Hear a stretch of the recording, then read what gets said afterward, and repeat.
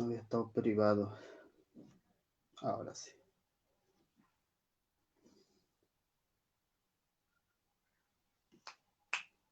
Ya no, ¿eh?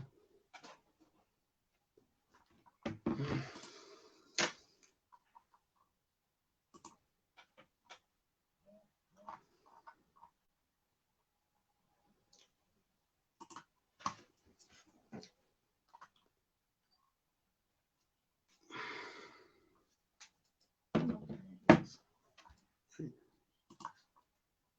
Alta calidad lo vamos a poner. Ya te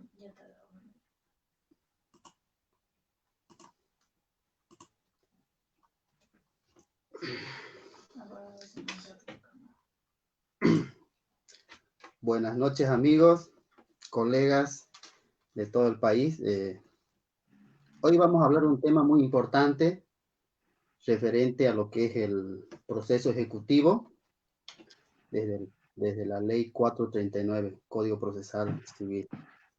Este tema es importante para saber en sí, entender qué es un proceso ejecutivo. ¿Ya? Vamos a hablar en sí de los requisitos, el procedimiento, si hay audiencia y lo que es la excepción, la sentencia. Primeramente voy a agradecer al Colegio de Abogados de Camiri, al directorio que hizo toda la posibilidad de que podamos transmitir en esta cuarentena en vista de que no se está trabajando normalmente. Hacer conocer a todos de que se va a realizar un pantallazo de lo que es el proceso civil, la estructura monitoria, y vamos a hablar del tema del proceso ejecutivo y colegas, amigos que nos están viendo, en el sector de comentarios, por favor, van a mandar su nombre completo y su correo, porque se le va a hacer llegar un certificado virtual gratuito.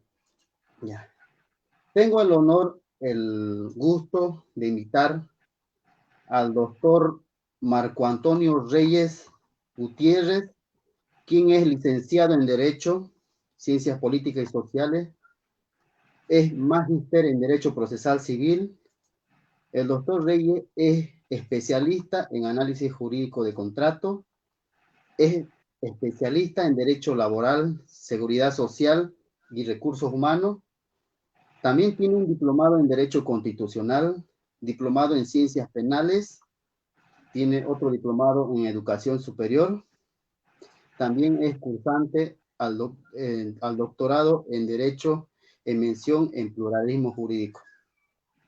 El doctor Reyes es coordinador del programa de maestría en Derecho Procesal Civil, es docente de posgrado en el programa de maestría en Derecho Civil y Derecho Procesal Civil en el programa del diplomado en Derecho Procesal Civil de la Universidad Autónoma Gabriel René Moreno. Es docente de posgrado en los programas de diplomado en Derecho Procesal Civil y Juicio Oral en Proceso Civil de la Universidad NUR. Docente de posgrado en los programas de diplomado en Derecho Procesal Civil, Código de la Familia y el Proceso Familiar de Ley del Notariado y su decreto reglamentario de la Universidad Ecológica. Docente de pregrado en la materia Derecho Civil 2, 3, 4 y 5, Derecho Procesal Civil, Práctica Forense Civil y Derecho de Familia y del Menor de la Universidad NUR. Docente de pregrado en Derecho Civil 1, 2, 3, 4 y 5, Derecho Procesal Civil, Práctica Forense Civil, Clínica Legal 1 y Derecho de Familia de la Universidad Privada Domingo Sabio. El doctor Marco Antonio Reyes ha dictado conferencias a nivel nacional, como ser curso de actualización de Derecho Procesal Civil, organizado por el Ilustre Colegio de Abogados de Santa Cruz y Escuela Práctica Jurídica y Gestión Pública. También ha participado en los principales cambios introductivos por el Código de la Familia y del Proceso Familiar, Ley 603. También ha estado los principales cambios introducidos por el nuevo Código de la Familia y del Proceso Familiar, organizado por la Universidad Domingo Sabio. Asimismo, dictó sobre el nuevo Código Procesal Civil, organizado por la Universidad NUR, por la Universidad Salesiana, también tenemos organizado por el Centro Internacional de Formación Superior CIF, también organizado por el Centro Internacional de Formación CIF, y sobre curso del nuevo Código Procesal Civil, Universidad Privada Domingo Sabio. También ha realizado análisis comparativo de la Ley 439, Código Procesal Civil, y en la Fundación Universidad Privada de Santa Cruz. Así como eso, tengo el gusto, el honor de invitar y dar la palabra al doctor Marco Antonio Reyes Gutiérrez para que se pueda presentar y nos pueda compartir su criterio profesional, su vasta experiencia en materia civil, y nos pueda hablar lo que es el tema del proceso monitorio, en especial lo que es el proceso ejecutivo, que hartamente todo abogado que se dedica al tema de litigio, sea de cualquier índole, siempre va a llevar el tema del proceso ejecutivo dentro de la Ley 439 Código Procesal. Doctor Marco Antonio Reyes, le doy la palabra. Buenas noches, doctor. Bien, muchas gracias, doctor Bedia. Por su intermedio también quiero agradecer al Colegio de Abogados, filial Camiri, a su persona por esta excelente iniciativa, ¿no es cierto? Y un saludo muy grande a todos nuestros amigos, colegas, alumnos, exalumnos y todo el mundo litigante que nos ve por ahí, por este medio. Ok, vamos a entrar en materia. Hoy vamos a hablar de lo que son los procesos ejecutivos, pero para ello vamos a un poquito contextualizar en una clasificación de procesos dónde se encuentran estos procesos ejecutivos. Para ello, vamos a hablar de una breve introducción de lo que sería, pues, cómo es hoy el nuevo Código Procesal Civil. Hemos decidido, ¿no es cierto?, hacer una exposición simple y sencilla donde no estemos abordando bastantes cuestiones teóricas, doctrinales, ¿no es cierto?, para que sea esto un poco más didáctico, sea un poco más de introductivo, ¿no es cierto?, para lo que es o conocer los alcances de un proceso ejecutivo. Bueno, para ello vamos a hablar del Código Procesal Civil, la Ley 439. Este Código Procesal Civil es un código muy simple, muy sencillo. Yo he escuchado muchos colegas por ahí que decían, no, que el nuevo código es muy difícil, que es complicado, pero no. En realidad es algo, tampoco vamos a decir que es lo más fácil del mundo, pero está bien estructurado a mi criterio y es de fácil entendimiento. El nuevo Código Procesal Civil está compuesto por 2 libros. El primer libro que habla sobre cuestiones, por ejemplo, de lo que sería más o menos los actos procesales, la teoría de deberes y poderes de la autoridad jurisdiccional, conceptos como jurisdicción, competencia y otros, ¿no? Y el libro segundo es el que se encarga de hablar ya directamente sobre todos los procesos civiles que están ahí contemplados en nuestra nueva norma procesal. Bien. Entonces, lo que nos interesa es el libro segundo. En el libro segundo vamos a encontrar nosotros una lista aproximada de 8 grupos de procesos civiles que están en nuestra norma. Tenemos, por ejemplo, primero estarían los procesos preliminares, después tenemos los procesos cautelares, los procesos incidentales, los procesos de conocimiento, los de ejecución, ¿no es cierto? También los procesos concursales y finalmente los procesos voluntarios. Bien, vamos disgregando un poco más. Los procesos ejecutivos, ¿dónde están? Estamos hablando de uno de los principales cambios que ha traído este nuevo Código Procesal Civil, es pues ese movimiento del proceso ejecutivo que estaba clasificado como un proceso de ejecución, pues sube un peldaño más arriba y ahora está clasificado como un proceso de conocimiento. Es decir, está catalogado como un proceso donde hay oposición, cognición, hechos controvertidos, ¿no? En algún momento cuestionamos, ¿no es cierto?, a los codificadores, al doctor José César Villarroel, Andrés Valdivia Calderón de la Barca, a quienes mando un saludo por si están viendo por algún lado o alguien les comenta, y bueno, cuestionamos del por qué un proceso ejecutivo que era antes establecido como un proceso de ejecución, ahora esté clasificado dentro de los procesos de conocimiento. Ellos justificaron, ¿no es cierto?, y la doctrina también así lo realiza, señalando de que la oposición, la cognición y la contradicción al final están en todos los tipos de procesos. Bien, tenemos procesos de conocimiento. Dentro de los procesos de conocimiento estaría lo que es el proceso ordinario, el proceso extraordinario y los procesos de estructura monitoria. A nosotros lo que nos interesa son los procesos de estructura monitoria.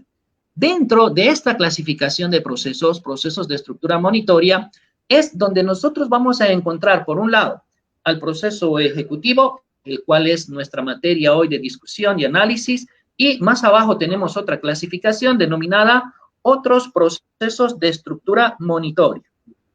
Ahí, por ejemplo, vamos a encontrar, ¿no es cierto?, cumplimiento de obligación de dar, cese de copropiedad, resolución de contrato por falta de pago, entrega de herencia y el proceso de desalojo, hablando de aquellos contratos de arrendamiento que son con fines comerciales. Bien, entonces vamos a entrar a lo que es el proceso ejecutivo, pero antes, una breve definición de lo que tenemos que entender nosotros, por ejemplo, con procesos de estructura monitoria. El Código Procesal Civil nos da una noción en el artículo 375, ¿no? Y nos dice que este tipo de procesos van a ser generalmente admitidos con una sentencia inicial. Bueno, ¿qué quiere decir esto? Esto quiere decir que aquí, para empezar, la conciliación previa no existe. Bueno, no es que no existe, sino que no es de promover de forma obligatoria como ocurre en el proceso ordinario. La conciliación previa en un proceso de estructura monitoria, en un proceso ejecutivo, es optativa, ¿no? ¿Qué quiere decir eso? Eso quiere decir que el que quiere, pues promueve la conciliación previa y el que no quiere, pues presenta directamente su memorial de demanda. Ok, bien. Ahora, un proceso ejecutivo, la pretensión principal que tenemos dentro de él necesariamente es un aspecto total y completamente pecuniario. Es decir, estamos hablando de sumas de dinero, nada más. Eso quiere decir que no podemos ir por vía ejecutiva hablando de otro tipo de cumplimiento o incumplimiento, como quieran señalar, de otro tipo de obligaciones. Estamos hablando solo de prestaciones de dar y solamente, única y exclusivamente y nada más que, como les digo a mis alumnos, de una suma de dinero, nada más. ¿Cuáles son una de las principales características de este proceso? La sentencia inicial. En algún momento, incluso se planteó, ¿no es cierto?, al momento cuando se estaba haciendo el nuevo Código Procesal Civil, los legisladores plantearon en su momento, por ejemplo, hacer desaparecer al proceso coactivo, porque prácticamente tiene exactamente, pues, la misma nomenclatura, la misma naturaleza jurídica, ¿no? Entonces, ¿cómo hago yo mi demanda ejecutiva? Necesito cumplir con los requisitos que la ley establece. ¿Cuáles son los requisitos para ir por vía ejecutiva? Número 1, necesito el título ejecutivo. ¿Cuáles son títulos ejecutivos? Los vamos a encontrar en el artículo 479 del Código Procesal Civil. Por ejemplo, ¿no? Ahí encontramos el numeral 1, el numeral 2, los cuales hablan de contratos. Contratos de forma escrita en sus dos modalidades. Tenemos uno que es el documento público y otro que sería el documento privado. Cuando nosotros hablamos del documento privado, si ustedes revisan, ¿no es cierto?, el 479 en su numeral 2, van a encontrar, por ejemplo, que ahí se solicita que el documento privado, pues, esté reconocido en firmas y rúbricas, ¿no? De todas formas, hay una de las principales novedades que trae este nuevo Código Procesal Civil, es precisamente de que tú puedes presentar tu demanda con un documento privado sin reconocimiento de firmas y rúbricas. Así lo establece el artículo 380 en su parágrafo 4. Es más, el procedimiento igual va a variar un poco, ¿no es cierto? Pero el juez no tiene por qué rechazarte tu demanda bajo el entendido de que tu documento privado no cuenta con el debido reconocimiento de firmas y rúbricas. Así que no se vayan a sorprender, ¿no? Es bueno conocer esos cambios, esas novedades, para que ustedes, al momento cuando se encuentren litigando, no se vean sorprendidos con que han sido demandados ejecutivamente, que el documento no tenía reconocimiento de firmas y rúbricas y el juez, pues, ha dado curso a ese proceso. No va a dictar sentencia inicial, por supuesto que no, pero lo va a hacer al viejo estilo del proceso ejecutivo, donde teníamos un procedimiento, ¿no es cierto?, en el 491 del antiguo Código de Procedimiento Civil, es decir, va a emitir una intimación. Pero bueno, el primer requisito serían los títulos ejecutivos. El segundo requisito sería la suma líquida y exigible. ¿Qué es la suma líquida y exigible? Bueno, no siempre en los contratos vamos a encontrar un monto determinado, ¿no? Ocurre que en los contratos a veces estos tienen ciertas fórmulas matemáticas para que nosotros podamos establecer la suma líquida y exigible, ¿no? Eso no está prohibido, ¿no? Es un monto que está ahí específicamente señalado o en su defecto es sacar el monto de la interpretación y la aplicación de ciertas penalidades, intereses o fórmulas que se ha establecido en ese contrato para establecer a cuánto asciende el monto que se adeuda, ¿no? Entonces no vayan a extrañarse. Ahora, un fenómeno muy interesante es el siguiente. Yo, por ejemplo, cuando presento mi demanda ejecutiva, pues pongo el monto que dice el contrato y además yo le pongo los intereses, ¿no? Aquí en Santa Cruz de la Sierra, pues hay distintas posturas. Hay algunos jueces que me han aceptado a mí mi demanda con el monto completo más los intereses, haciendo un monto global total, ¿no? Y hay otros jueces, no vamos a decir nombres, por supuesto, pero los tenemos plenamente identificados, ¿no? Quienes, por ejemplo, te observan la demanda cuando tú planteas el monto principal, que sería el capital, más los intereses. Y te observan la demanda y te dicen que no coincide, ¿no es cierto?, tu petición con el monto que establece el documento base. Bueno, en esos casos, pues lo que hacemos es simplemente corregir. En mi criterio, y de acuerdo a lo que yo puedo percibir de la lectura del Código Procesal Civil, pues debería ser el monto más los intereses, ¿no? Otros jueces lo hacen en ejecución de sentencia, ya son cuestiones de costumbre jurídica, que cada uno de ellos lo maneja de forma muy subjetiva, ¿no? Bien, el otro requisito sería el plazo vencido, ¿no? El término es aquel aspecto que establece el cumplimiento, ¿no es cierto?, de un plazo. Se supone que el plazo es un evento futuro, es un evento donde no existe, ¿no es cierto?, incertidumbre, no hay plazo que no se cumpla. El mismo sí o sí, de forma indefectible, pues va a llegar a ser exigible. Ojo, por ello el documento tendrá que estar pues bien elaborado y no vamos a poner ahí un plazo que sea total y completamente lleno de incertidumbre y no sabemos en qué momento o cuándo tendría este que ser exigible. Analizaremos un poquito de lo que son los requisitos, o mejor dicho, los títulos ejecutivos.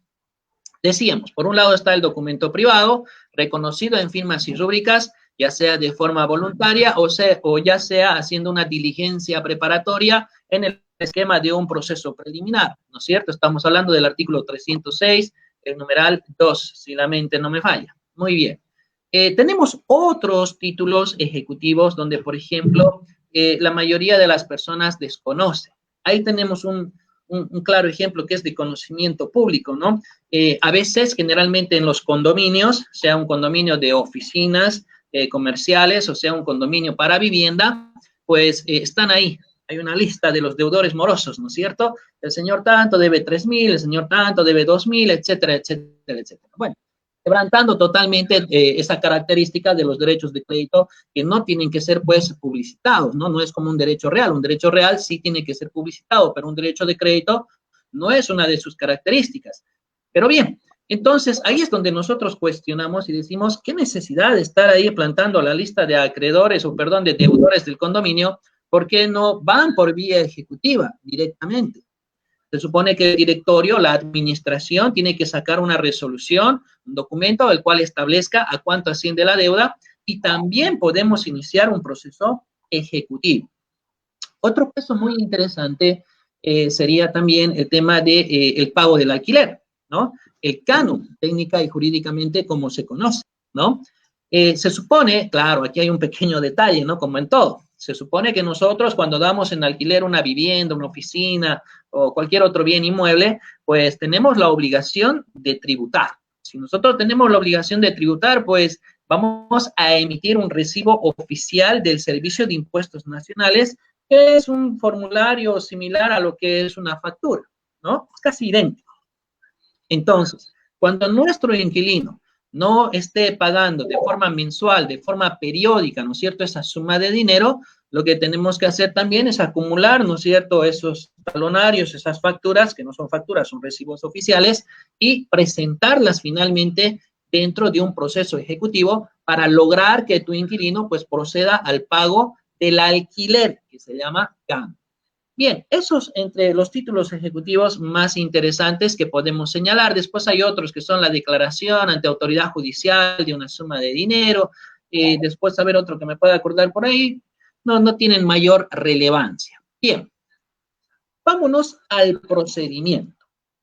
Decíamos, el proceso ejecutivo ha tenido grandes cambios y modificaciones, el antiguo con el nuevo proceso ejecutivo, ¿no? Antes, si ustedes recordarán, los que estaban en el ejercicio con el antiguo Código de Procedimiento Civil, tú presentabas tu demanda y tenía que salir un auto de intimación, ¿no? Hoy en día tiene un muy similar parecido, ¿no es cierto?, al procedimiento de un proceso coactivo. Entendemos que va de la siguiente forma. Tú presentas tu demanda y el juez tiene 5 días para sacar la primera sentencia inicial, ¿no?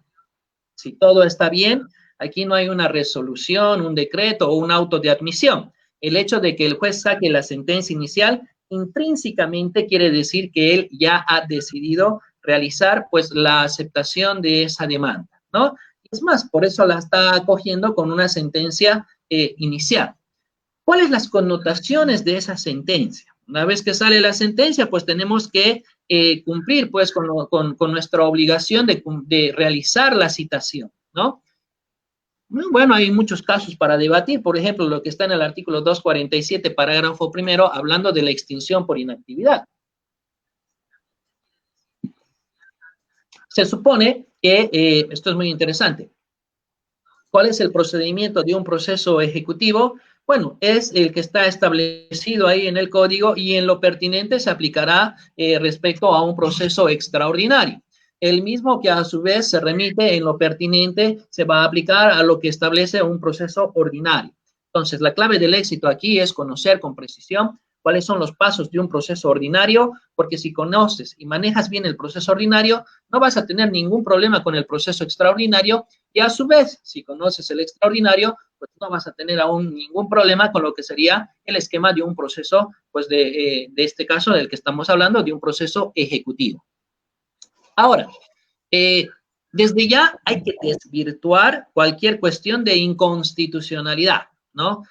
No puede ser posible que yo ni siquiera he sido citado, ni siquiera he sido enterado de esa demanda y ya hay una sentencia en mi contra. No, eso ya ha quedado total y completamente enterrado.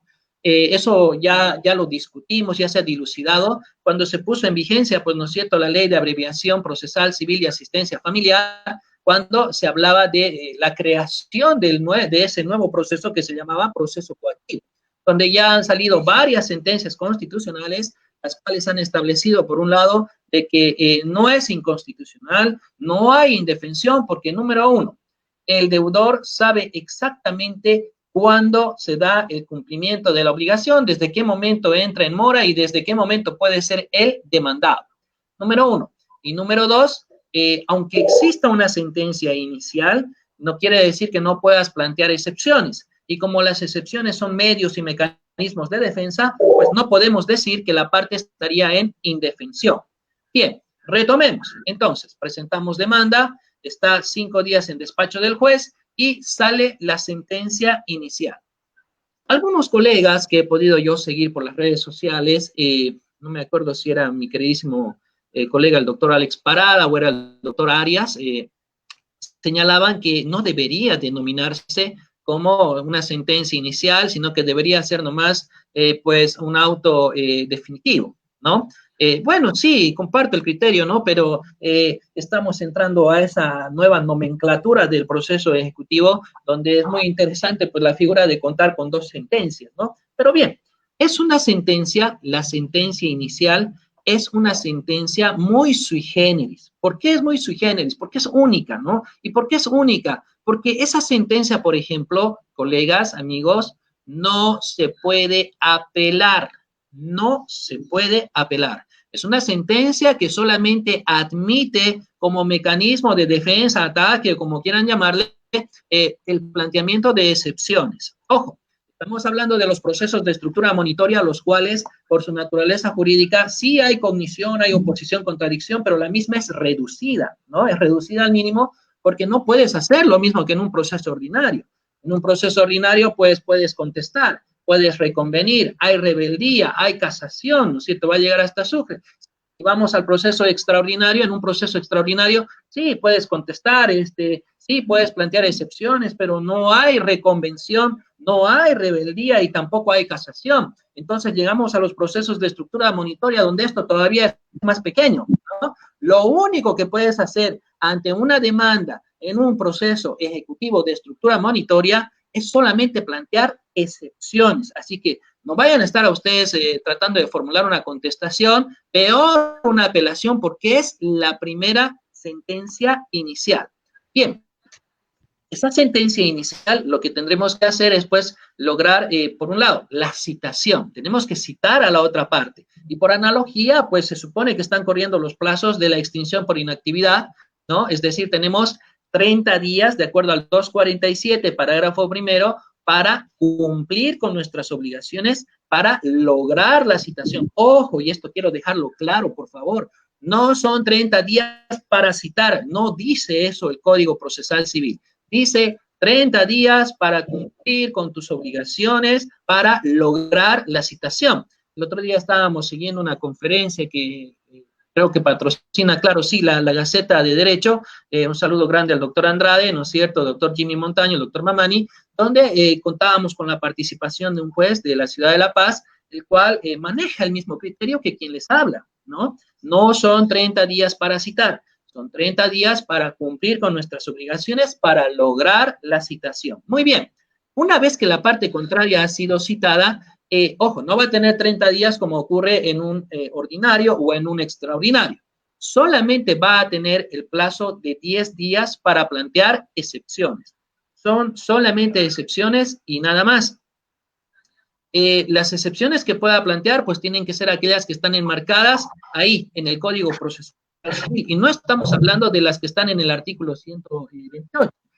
Mal no recuerdo, están por el 294, 292, no lo tengo aquí a la mano, pero son excepciones que son taxativas para el proceso ejecutivo. Y ustedes van a ver más adelante, por ejemplo, que hay otras excepciones para los otros procesos de estructura monitoria y también hay otras excepciones que están establecidas para el proceso coactivo. En algún momento, algunos de los codificadores, pues, cuestionó, ¿no es cierto?, esta mala redacción jurídica de que hay excepciones por todo lado, decían, ¿no? Pero en realidad es que son excepciones taxativas por la naturaleza jurídica que tienen cada uno de estos procesos. Muy bien. Entonces, vamos a plantear una excepción, cualquiera de las que están ahí establecidas en la norma. Planteada la excepción, que es el único mecanismo de defensa que puede utilizar el demandado, el juez va a correr en traslado a la otra parte. El código no lo establece así tan claro, porque dice, planteada la excepción, se fijará día y hora de audiencia para la única audiencia oral al estilo de un proceso extraordinario. Solamente dice eso, ¿no? Pero no nos olvidemos que esto se hace en base a los lineamientos de un proceso extraordinario, el mismo que también se hace en base a los lineamientos de un proceso ordinario. Si ustedes revisan el proceso ordinario, cuando la parte contraria plantea excepciones, pues se deben correr en traslado por 15 días a la otra parte, o si hay excepciones de convención, pues se corre el traslado por 30 días. Hablamos de un proceso de estructura, un proceso extraordinario, que plantean las excepciones, pues al contestar las excepciones o la demanda, ¿no es cierto? Se plantea la demanda, se cita a la otra parte contesta, plantea excepciones, se corre en traslado 15 días, ¿no? Para que absuelva. En los procesos de estructura monitoria y en los otros procesos de estructura monitoria, además del ejecutivo, si plantea excepciones el demandado, el ejecutado, pues se tienen que correr primero en traslado al demandante para que él pueda absolver en un plazo no mayor también de 10 días. Muy bien. Una vez que la parte ha planteado excepciones, que las mismas han sido corridas en traslado, se supone que el juez deberá fijar día y hora de audiencia para desarrollar, pues, resolver todo lo que son las excepciones. Es muy interesante porque ahí vamos a entrar directamente a lo que es una audiencia. Ahora, hay que hacer la siguiente aclaración. ¿Qué pasa si el demandado no plantea excepciones luego que ha sido citado, ¿no? Ha sido citado ya con la sentencia inicial. Si la persona no plantea excepciones, pues esa sentencia inicial automáticamente, transcurrido por supuesto el plazo, pues va a convertirse en una sentencia definitiva y además se la tiene por ejecutoriada, ¿no? Es curioso, por eso les decía, es una sentencia muy sui generis, porque esa sentencia inicial no puede ser apelada, no puede ser contestada, lo único que puede ser es ser atacada con excepciones. Entonces, si yo planteo excepciones, eso va a provocar que la parte contraria, pues sí o sí absuelva esas excepciones y va a provocar a que vayamos a la única audiencia oral al estilo de un proceso extraordinario. Bien, ¿qué se hace en esa audiencia? El plazo para fijar, bueno, tampoco es muy claro porque hay distintas interpretaciones, ¿no? Algunos dicen que el juez deberá fijar dentro de los próximos 5 días, así dice por si acaso el ordinario, pero algunos interpretaban que ya en esos próximos 5 días ya tenía que darse la audiencia. Y otros interpretaban que él debería fijar dentro de los 5 días, pero de acuerdo a lo que va en su libro de audiencias, ¿no? Ya sabemos que en ciudades como Santa Cruz de la Sierra, pues hay una gran carga procesal y pues se demora esto en estar programando las audiencias precisamente por esa gran densidad, por esa gran carga procesal que existe. Bien, vamos a la audiencia. ¿Qué vamos a hacer en la audiencia? Bien, ¿hay conciliación intraprocesal en los procesos de estructura monitoria? Sí, hay conciliación intraprocesal. Si bien no hay una conciliación previa, que es optativa, pues sí hay una conciliación intraprocesal. Algunos jueces también han optado, ¿no es cierto?, en ese su afán, con todo respeto lo digo, ¿no?, de ser a veces, pecan un poquito de formalistas y ritualistas, de que no te dan curso a la sentencia inicial y te mandan al conciliador, ¿no? Había por acá una juez que te mandaba donde el conciliador, o es más, te decía que tú en un otro sí hagas la renuncia formal a la conciliación previa para que el juez esté habilitado para dictar la sentencia inicial. Desconozco cómo será en Camiri y ya luego el doctor Celio Bedia nos va a comentar, o aprovecharemos, doctor Celio. No sé si en Camiri, cuando uno presenta la demanda ejecutiva, el juez te exige que tú en un otro sí coloques la renuncia expresa a la conciliación previa. En realidad, doctor, no, porque ellos, digamos, aquí tienen conocimiento o un criterio de que el proceso ejecutivo es optativo, ¿no? Por lo tanto, no ponen eso de que directamente sacan la sentencia inicial, para que si la otra parte, una vez citada, excepciona o no, es ejecutoria. Ese es aquí Me parece perfecto, ¿no? Entonces, ¿qué es lo que ha pasado aquí? Pues que ha salido otro documento adicional al Código Procesal Civil. Estamos hablando del protocolo, el cual ya metió el tema de la conciliación para este tipo de procesos, y por eso es que algunos jueces estaban exigiendo acá el tema de una renuncia, ¿no es cierto? Pero no, yo concuerdo totalmente con lo que establece, pues, una ley, ¿no es cierto? La norma en este caso, la cual establece que esto es optativo. Optativo quiere decir que si tú quieres la promueves y si tú no quieres, pues no la promueves. Si yo estoy demandando es porque no quiero ir a conciliación previa. Ahora, ¿cómo manejamos un proceso ejecutivo? Bueno, a veces, y lo digo, a veces, esto como a título de técnica o como que ustedes quieran llamarle, a veces hay que plantear una excepción por plantear, ¿no? Hay que plantearla por plantear. ¿Por qué es plantear por plantear? La vamos a plantear por plantear para provocar la audiencia, ¿no? Porque, ojo, aquí hay dos grandes diferencias.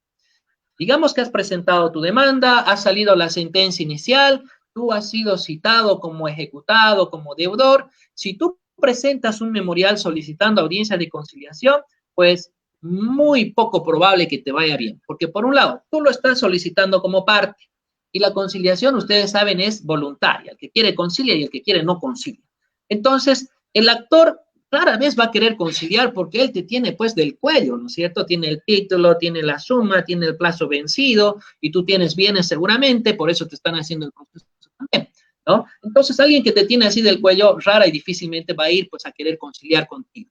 Entonces, con gran probabilidad que si el demandado pide, se promueve una audiencia de conciliación, pues la otra parte no va a ir, ¿no? Ahora, si yo promuevo una excepción por plantear, el juez sí o sí va a dar el trámite a esa excepción, es decir, planteada la excepción por un lado, va a correr en traslado, ¿no es cierto?, al demandante, al ejecutante, quien tiene que absolver, tiene que contestar, porque sí, con o sin contestación, igual el procedimiento establece que el juez tiene que luego instalar una audiencia al estilo del proceso extraordinario para precisamente resolver esa excepción. Entonces, como tú estás provocando la audiencia, la otra parte sí o sí tiene deber de comparecer, ¿no? Porque imagínense que no vaya el demandante, el ejecutante a la audiencia, pues se va a aplicar lo que establece por analogía, ¿no es cierto?, el tema del artículo 365 en su parágrafo segundo y en su parágrafo tercero, la inasistencia a una audiencia preliminar. Esto se aplica en analogía a la inasistencia, pues, de tu proceso de ejecutivo donde has planteado excepción y donde se va a audiencia. Entonces, como vas a provocar la audiencia, hay el deber de compadecer por el ejecutante, por el demandante, y es ahí donde tú tienes que aprovechar porque va a haber conciliación, el juez la va a promover. Ahora, ¿qué pasa con la conciliación? Aquí algunos consejos también. Si tú eres abogado del demandado, pues tienes que ir con una propuesta, no puedes ir ahí a mano vacía, decir, por favor, ¿qué les parece si me dan un plazo adicional de 3 meses más? Miren, la deuda no tenía interés, le podemos firmar un documento donde yo le reconozco un 3% mensual, que es el máximo convencional, y bueno, a ver, si me dan, por favor, aunque sea 3 meses. No vayas a la nada. Tú como abogado tienes que enseñar a tu cliente que vaya con una propuesta, por lo menos que lleve algo de dinero para intentar convencer a la otra parte de arribar a una conciliación y quién sabe hacer un plan de pagos, ¿no? Esto es muy interesante, pues, o sea, fíjense, por ejemplo, les comento, ¿no? Va un cliente a la oficina y me dice, doctor, ¿cómo está? Quiero, por favor, que me lleve adelante mi caso, debo $7,000. Muy bien, le digo, me parece perfecto. Ya me han demandado, aquí está la sentencia inicial, ¿qué hacemos? Me dice, ¿no?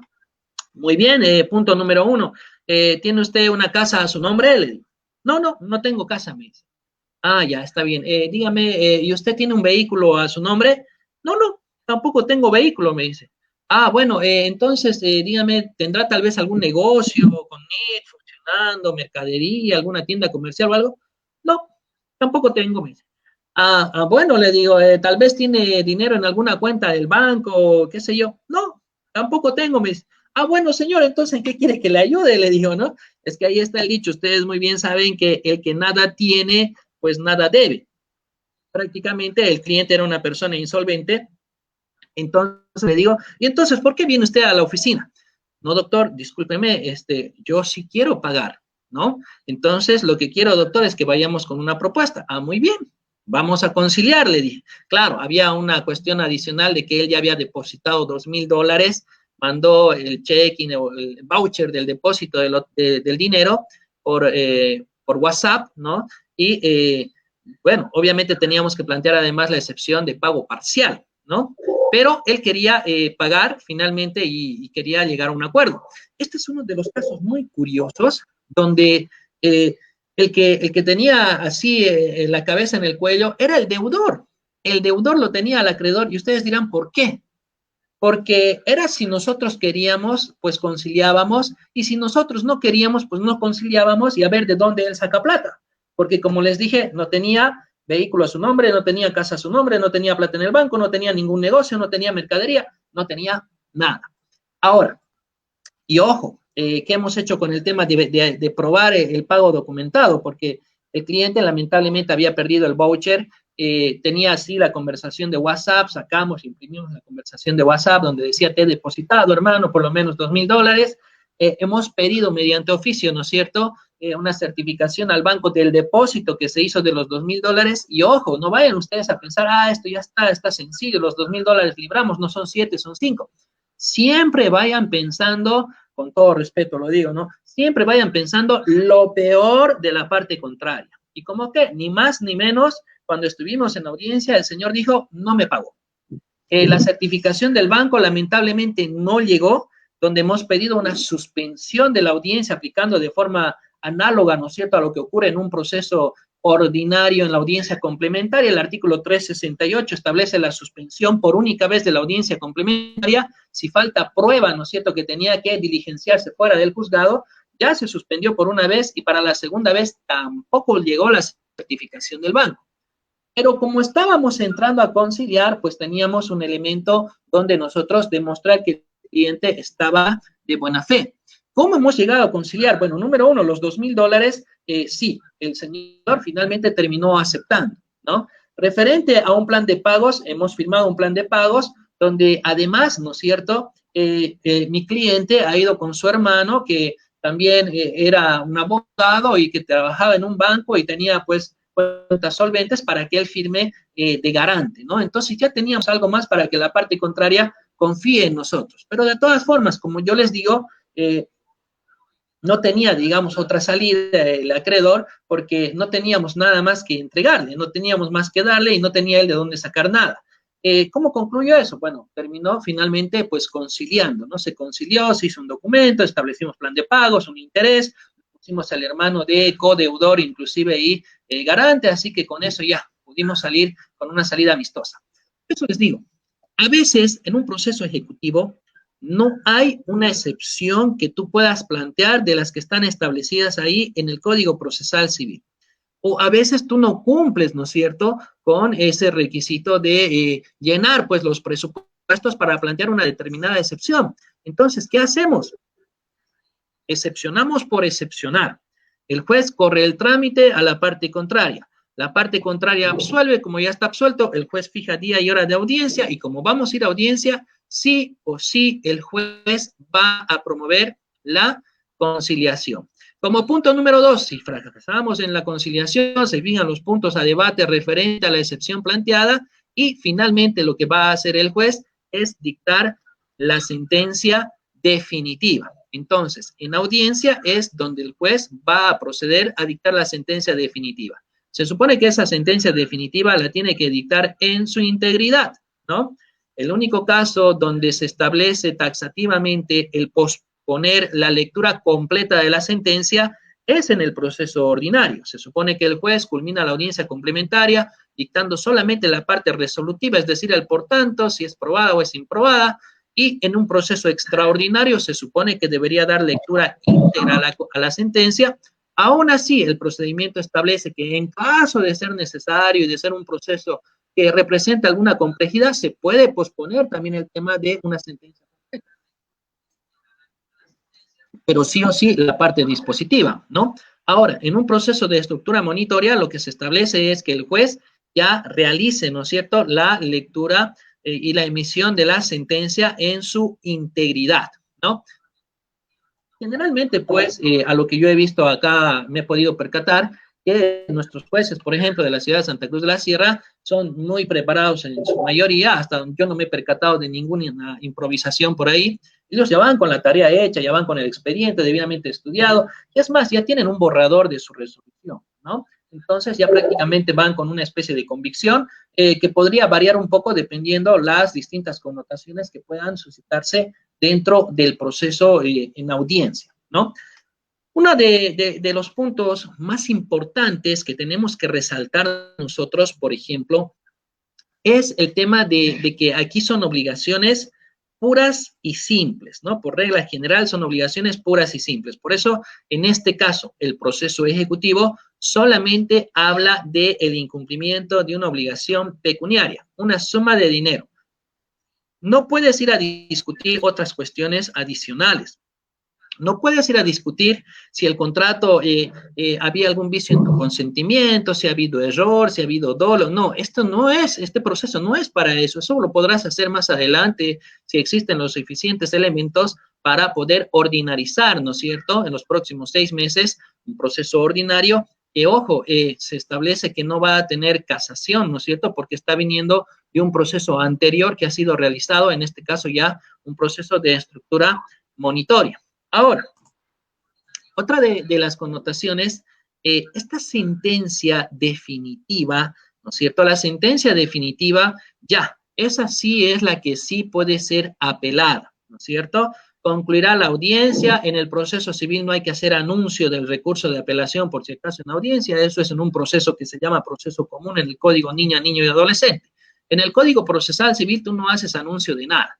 Lo que quiere decir que una vez que culmina la audiencia, la única audiencia oral, pues las partes van a quedar notificadas ahí en audiencia y para cada uno de ellos pues le correrá el plazo de los 10 días. Un punto importante, el cual querría retomar, es el tema de la conciliación. Aquí la reflexión va tanto para los que están en el órgano judicial como los que están en el ejercicio libre, abogados todos, ¿no? Los abogados no tenemos que ser la piedra en el zapato o el obstáculo para conciliar, ¿no?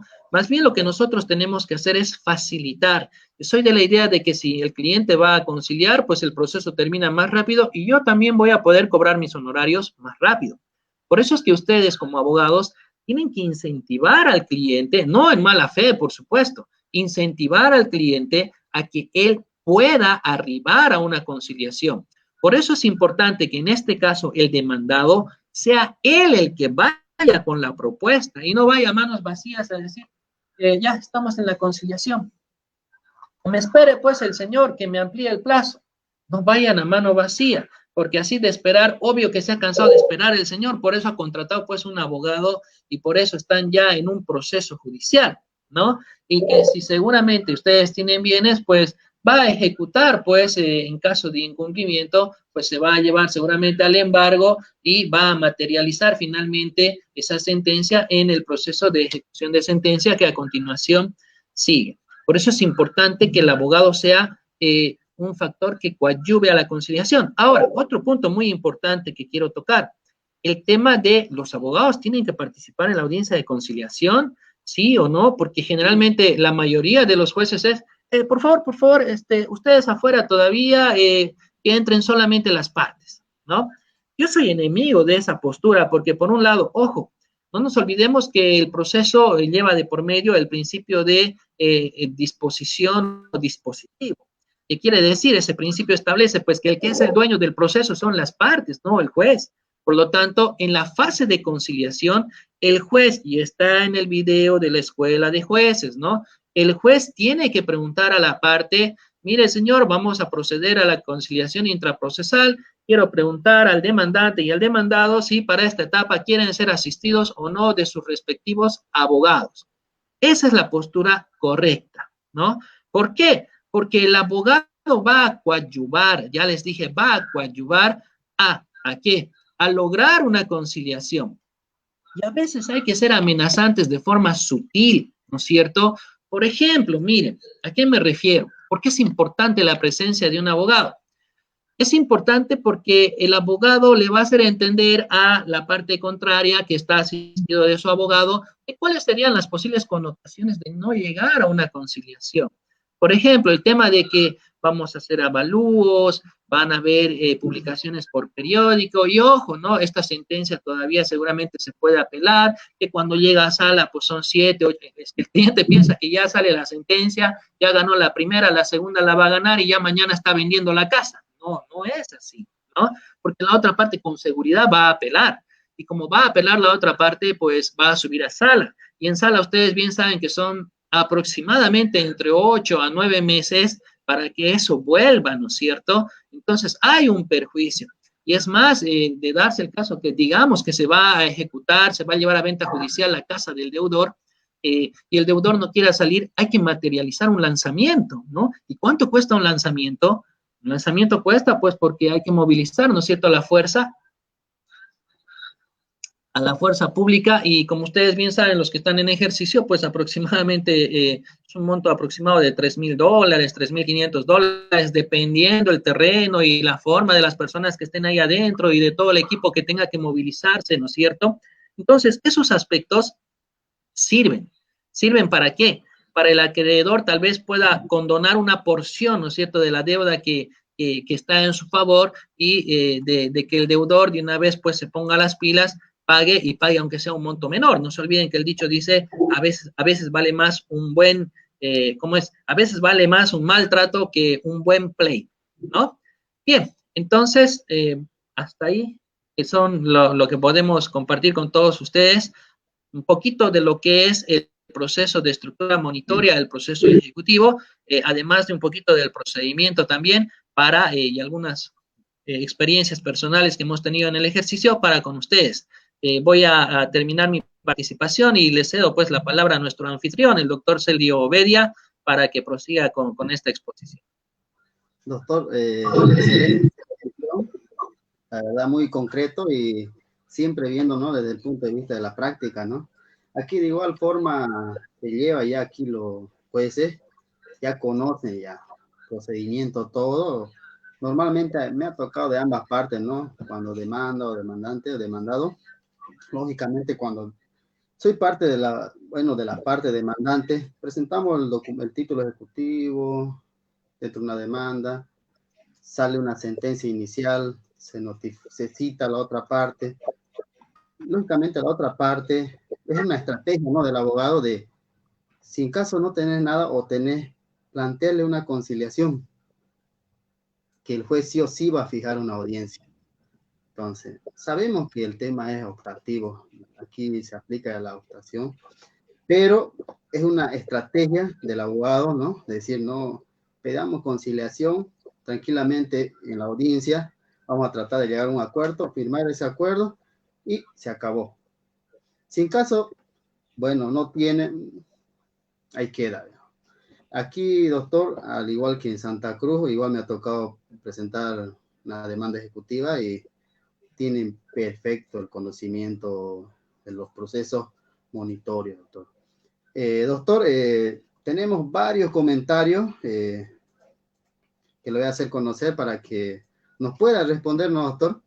Una de esas es, por ejemplo, a ver, vamos a ir por parte, nos pregunta, a ver, no sé si lo ve, dice Carolina Herrera Vallejo, una abogada, dice, buenas noches a los panelistas.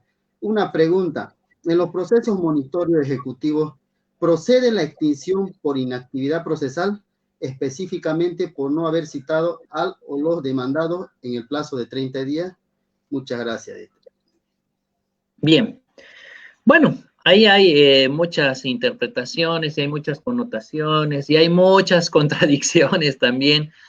Bueno, ¿de dónde viene esta extinción por inactividad? No nos olvidemos que antes existía, ¿no es cierto?, lo que se conocía como la aprehensión de instancia, ¿no?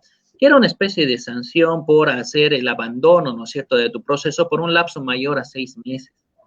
Esto procedía siempre y cuando el expediente no esté ya con el decreto de autos para sentencia o siempre y cuando no haya salido una sentencia, ¿no? Desde ese punto de vista, pues aquí ya encontramos contradicciones porque en el proceso ejecutivo tú presentas la demanda y lo primero que saca el juez es una sentencia inicial. Es un proceso muy sui generis también porque es uno de los procesos que cuenta con 2 sentencias. Pero esa sentencia, no sé si lo colocaron por llamar la atención, por hacer bombos y platillos. Yo concuerdo nomás con lo que decían mis colegas, ¿no es cierto?, el doctor Arias, el doctor Parada, en algún momento en alguna conferencia, en la cual también hago seguimiento, que no debería llamarse sentencia inicial, no debería llamarse nomás autodefinitivo. Ahora, se supone que corre o no corre la extinción por inactividad. La mayoría acá de los juzgados, les comento, que sí está aplicando. Sí está aplicando porque es un proceso donde la parte contraria pues todavía aún no ha sido citada y si la parte va a realizar el abandono, ¿no es cierto?, de su caso, de su proceso en razón al principio dispositivo, les decía, está la obligación de dar el impulso procesal al proceso. No nos olvidemos también de que en la parte más interesada es pues el demandante, entonces también no tiene mucha lógica de que él presente la demanda y la deje ahí, pese a que ya está con su sentencia inicial, y no realice nunca la citación a la parte contraria, ¿no? Entonces, aquí los criterios son distintos, pero lo que se está manejando es lo siguiente. Sí procede la extinción por inactividad en los procesos de estructura monitoria si no has cumplido con tu obligación para lograr la citación dentro de los 30 días, como establece el 247, parágrafo primero. no es un tema de que, pero esto ya es una sentencia. Sí, pero lo que pasa es que la litis no está conformada porque el demandado, el sujeto pasivo, el ejecutado, no tiene conocimiento del proceso, que precisamente esa es la función principal de la citación. Entonces, la litis no se ha conformado y yo también concuerdo y comparto en que se aplique la extinción por inactividad en los procesos de estructura monitoria. Alguna juez con la que yo conversé, y no voy a decir el nombre, por supuesto, una de las que yo aprecio bastante siempre conversamos de temas del código y estas obscuridades o contradicciones o vacíos que hay, y ella, por ejemplo, era del criterio de que no debería aplicarse, ¿no? Porque ya existe una sentencia inicial, pero vamos a generalizar de que el criterio de que esa sentencia inicial jamás debió llamarse sentencia inicial y que sí tendría nomás que aplicarse la extinción por inactividad. Por ejemplo, aquí igual, doctor, como le digo, hay varios casos, ¿no? Uno presenta la demanda, sale la sentencia inicial, pero pasan 2, 3, 4 meses y nada, no hay movimiento. Entonces el juez no tiene un criterio, ¿no? Diciendo por la carga procesal, hay veces de oficio lo que hacen es, digamos, archivarlo, ¿no? Por inactividad procesal, la parte demandante no ha movido, no ha diligenciado, por tanto, por inactividad procesal, archivado. Eso es lo que en realidad pasa y yo creo que a eso llegó usted igual, doctor, de que en Santa Cruz de la misma manera se hace, ¿no? Con el fin de descongestionar, ¿no? Los casos que quedan los juzgados. Doctor, tenemos otra pregunta. Bueno, dice, ¿no? Buenas noches, doctor. Si un documento de préstamo de dinero se realizó más de 10 años atrás, ¿se puede presentar la demanda? De poder se puede, ¿no, doctor? Claro que sí. Bueno, un poquito para complementar la anterior pregunta. Les decía, es un tema muy curioso el tema de la extinción por inactividad, pero ojo, ese es un plazo no perentorio. ¿Qué quiere decir eso? Que si yo no he citado a la otra parte en los 30 días y ha pasado 1, 2, 3, 4, 5 meses y nadie dijo nada, porque el juez de oficio debería actuar, ¿no? Se supone que el Código Procesal Civil establece que cada 6 meses los secretarios tienen que revisar todos esos anaqueles y poner a despacho del juez todos aquellos que están sin movimiento para que el juez extinga, ¿no? Por inactividad. Pero si nadie lo hizo y a mí me han citado en una demanda ejecutiva a los 8 meses, yo no puedo estar planteando alguna cuestión donde diga, aplíquese el 247. No, ya, me citaron, es un plazo no perentorio. A la pregunta, la segunda pregunta que establecía, sí, como dice el dicho popular, de poder todo se puede. De poder todo se puede. Ahora, ¿qué va a ocurrir? Se supone que ya ha aplicado ahí la prescripción. La prescripción no va a rechazar el juez de oficio, no está dentro de ese instituto jurídico que el juez tenga la posibilidad de rechazar de oficio, de decir, no puedes esta deuda ya más de 10 años, más de 5 años que no han exigido el cumplimiento del pago. No, lo que sí puede ir de oficio es la caducidad, ¿no? Es un instituto distinto a la prescripción. Entonces, yo presento la demanda, el juez sí o sí tiene que sacar la sentencia inicial sin duda alguna, y el abogado, pues, de la parte contraria será el que, revisando el documento, deberá percatarse, ¿no es cierto?, de que la obligación ya ha prescrito, prácticamente esa obligación civil se convierte en una obligación moral, ¿no? Porque ya si la parte quiere, paga, y si no quiere, pues no paga, ¿no? ¿Qué va a hacer el abogado? El abogado va a plantear la excepción de prescripción, ¿no? Y, bueno, lamentablemente le va a salir, pues, luego una sentencia improbada. Otra pregunta, doctor, dice, bueno, consulta, doctor Reyes. ¿El plazo para apelar a la sentencia definitiva empieza a correr desde su dictación en la audiencia única o desde el momento en que es labrada el acta de audiencia? Nótese que recién con el acta de audiencia el abogado conoce a detalle los fundamentos utilizados por el juez y en base a ellos puede desarrollar los agravios sufridos. Yo creo que va, digamos, después ha excepcionado el demandado y sacó la sentencia definitiva y habla del tema del plazo de apelación. ¿Desde cuándo corre, doctor? ¿Desde el momento que se dicta en la audiencia oral o desde que se notifica con el acta? Bueno, aquí ya estamos a través atravesando con problemas de terminar pues una audiencia con una sentencia escrita, ¿no? ¿Qué es lo que pasa? Generalmente lo que pasa es que el juez da ahí su resolución, da él, por tanto, quién sabe, lo hizo ya con todas las motivaciones necesarias, los considerandos, ¿no? Pero físicamente la sentencia todavía no existe. Es importante que el abogado tome el uso de la palabra, ¿no? Señor juez, la palabra, por favor, con carácter previo, antes de que el juez ya termine toda la audiencia, ¿no? Sí, tiene la palabra el abogado. Por favor, quiero hacer constar a su probidad de que como todavía no vamos a tener acceso a la sentencia en físico, solicito pues que no se esté contabilizando pues el plazo para la apelación, ¿no? Y que la misma corra una vez que las partes hayan sido notificadas con la sentencia completa. Se supone que en un proceso ejecutivo el juez tiene que dictar la sentencia completa. Y si la está dictando completa, pues la hace entregar en físico a cada una de las partes, queda igual en el expediente, y las partes quedan notificadas en audiencia. Es decir, que a partir de ahí, el día siguiente ya es el día 1. Pero en el caso en que no se cuente con esta sentencia física, ¿no es cierto? El acta física y material, ahí sí, tendrá que correr desde que te notifiquen, ¿no es cierto? Ya sea por tablero, con esa sentencia definitiva, ¿no? Son pequeños, miren, por ejemplo, acá un juez, yo recuerdo era un proceso, ni siquiera era monitorio, era un proceso extraordinario. Él nos dijo, bien, ha concluido la presente audiencia. Ah, era un proceso monitorio, pero era cumplimiento de obligación de dar, ¿no?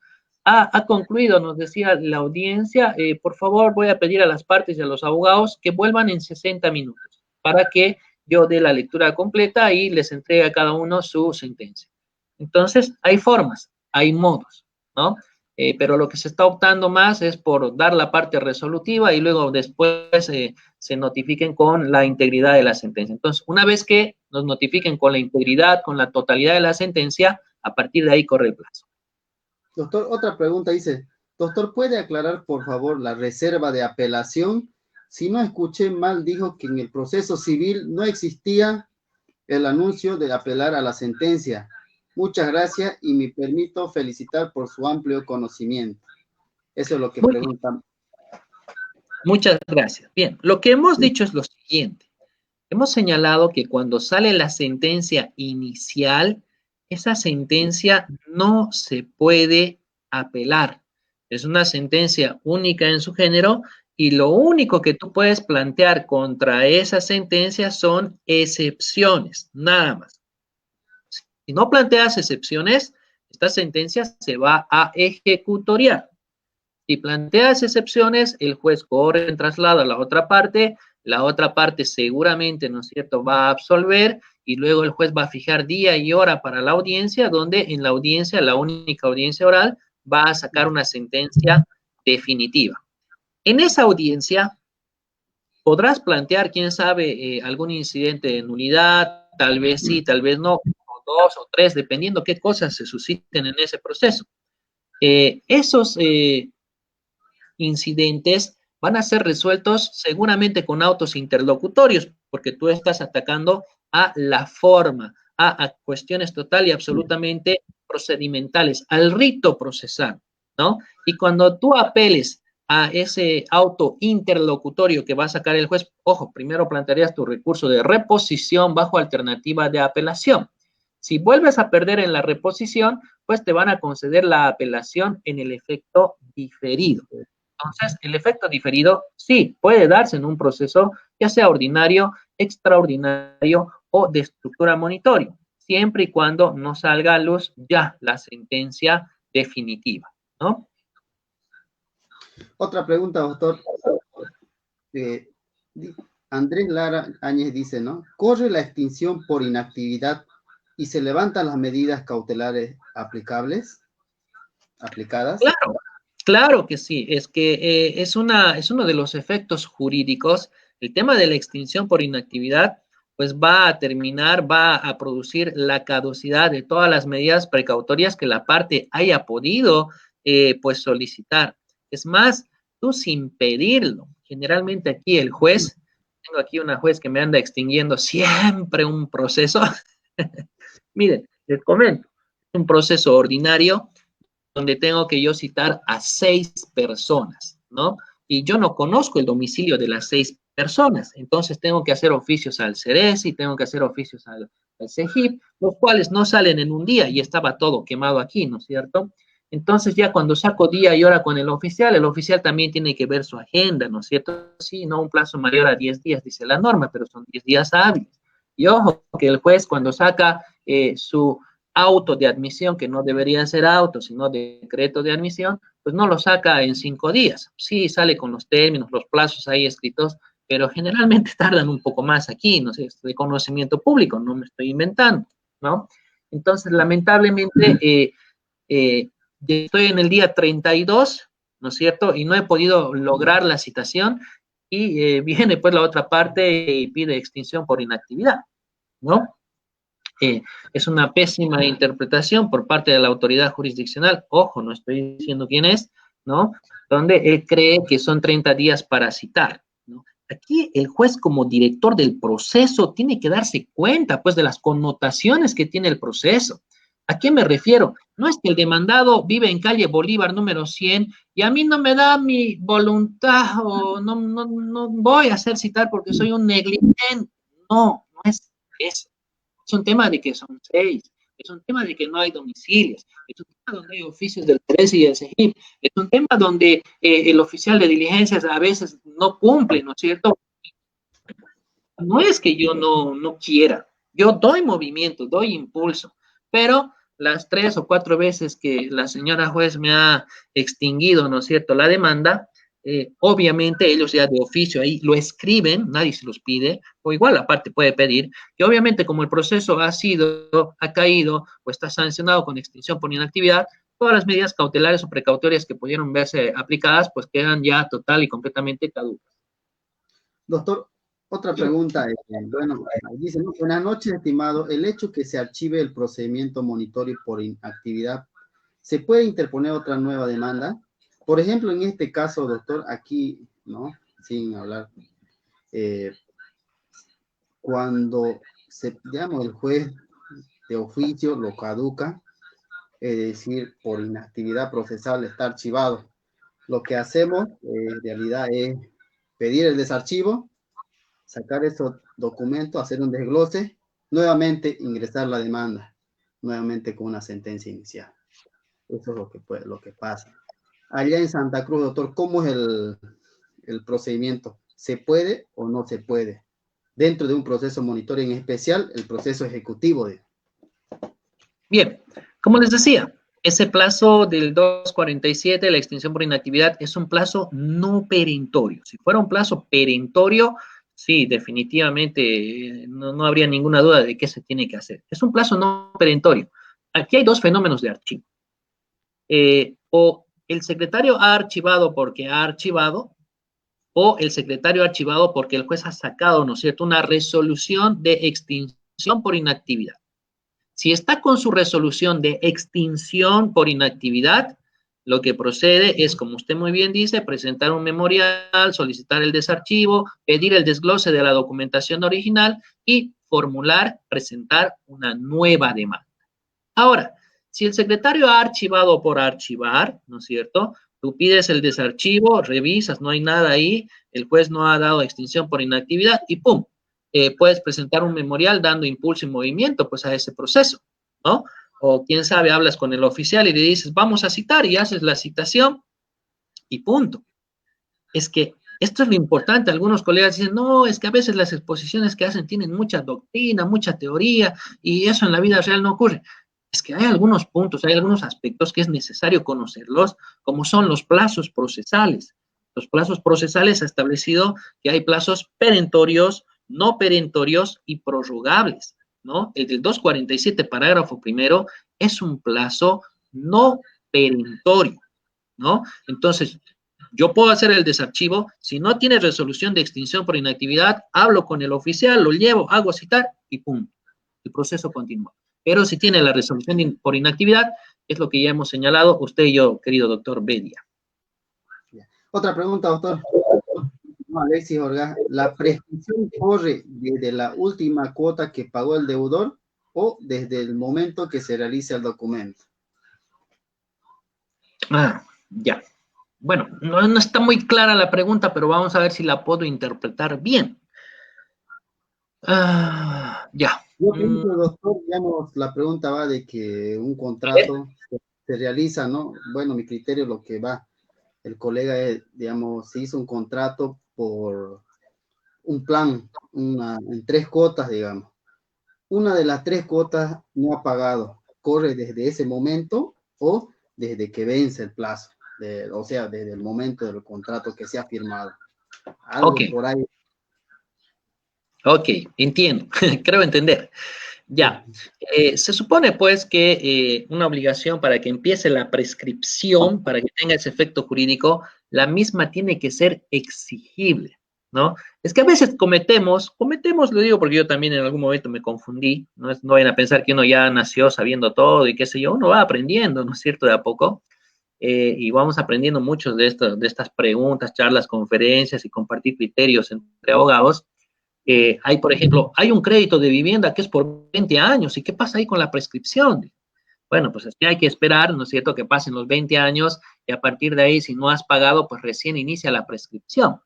Ahora hay un tema con las entidades financieras cuando hay cuotas, una cuota que te atrases y ya denota exigir, ¿no es cierto?, el incumplimiento de todas las demás automáticamente, ¿no?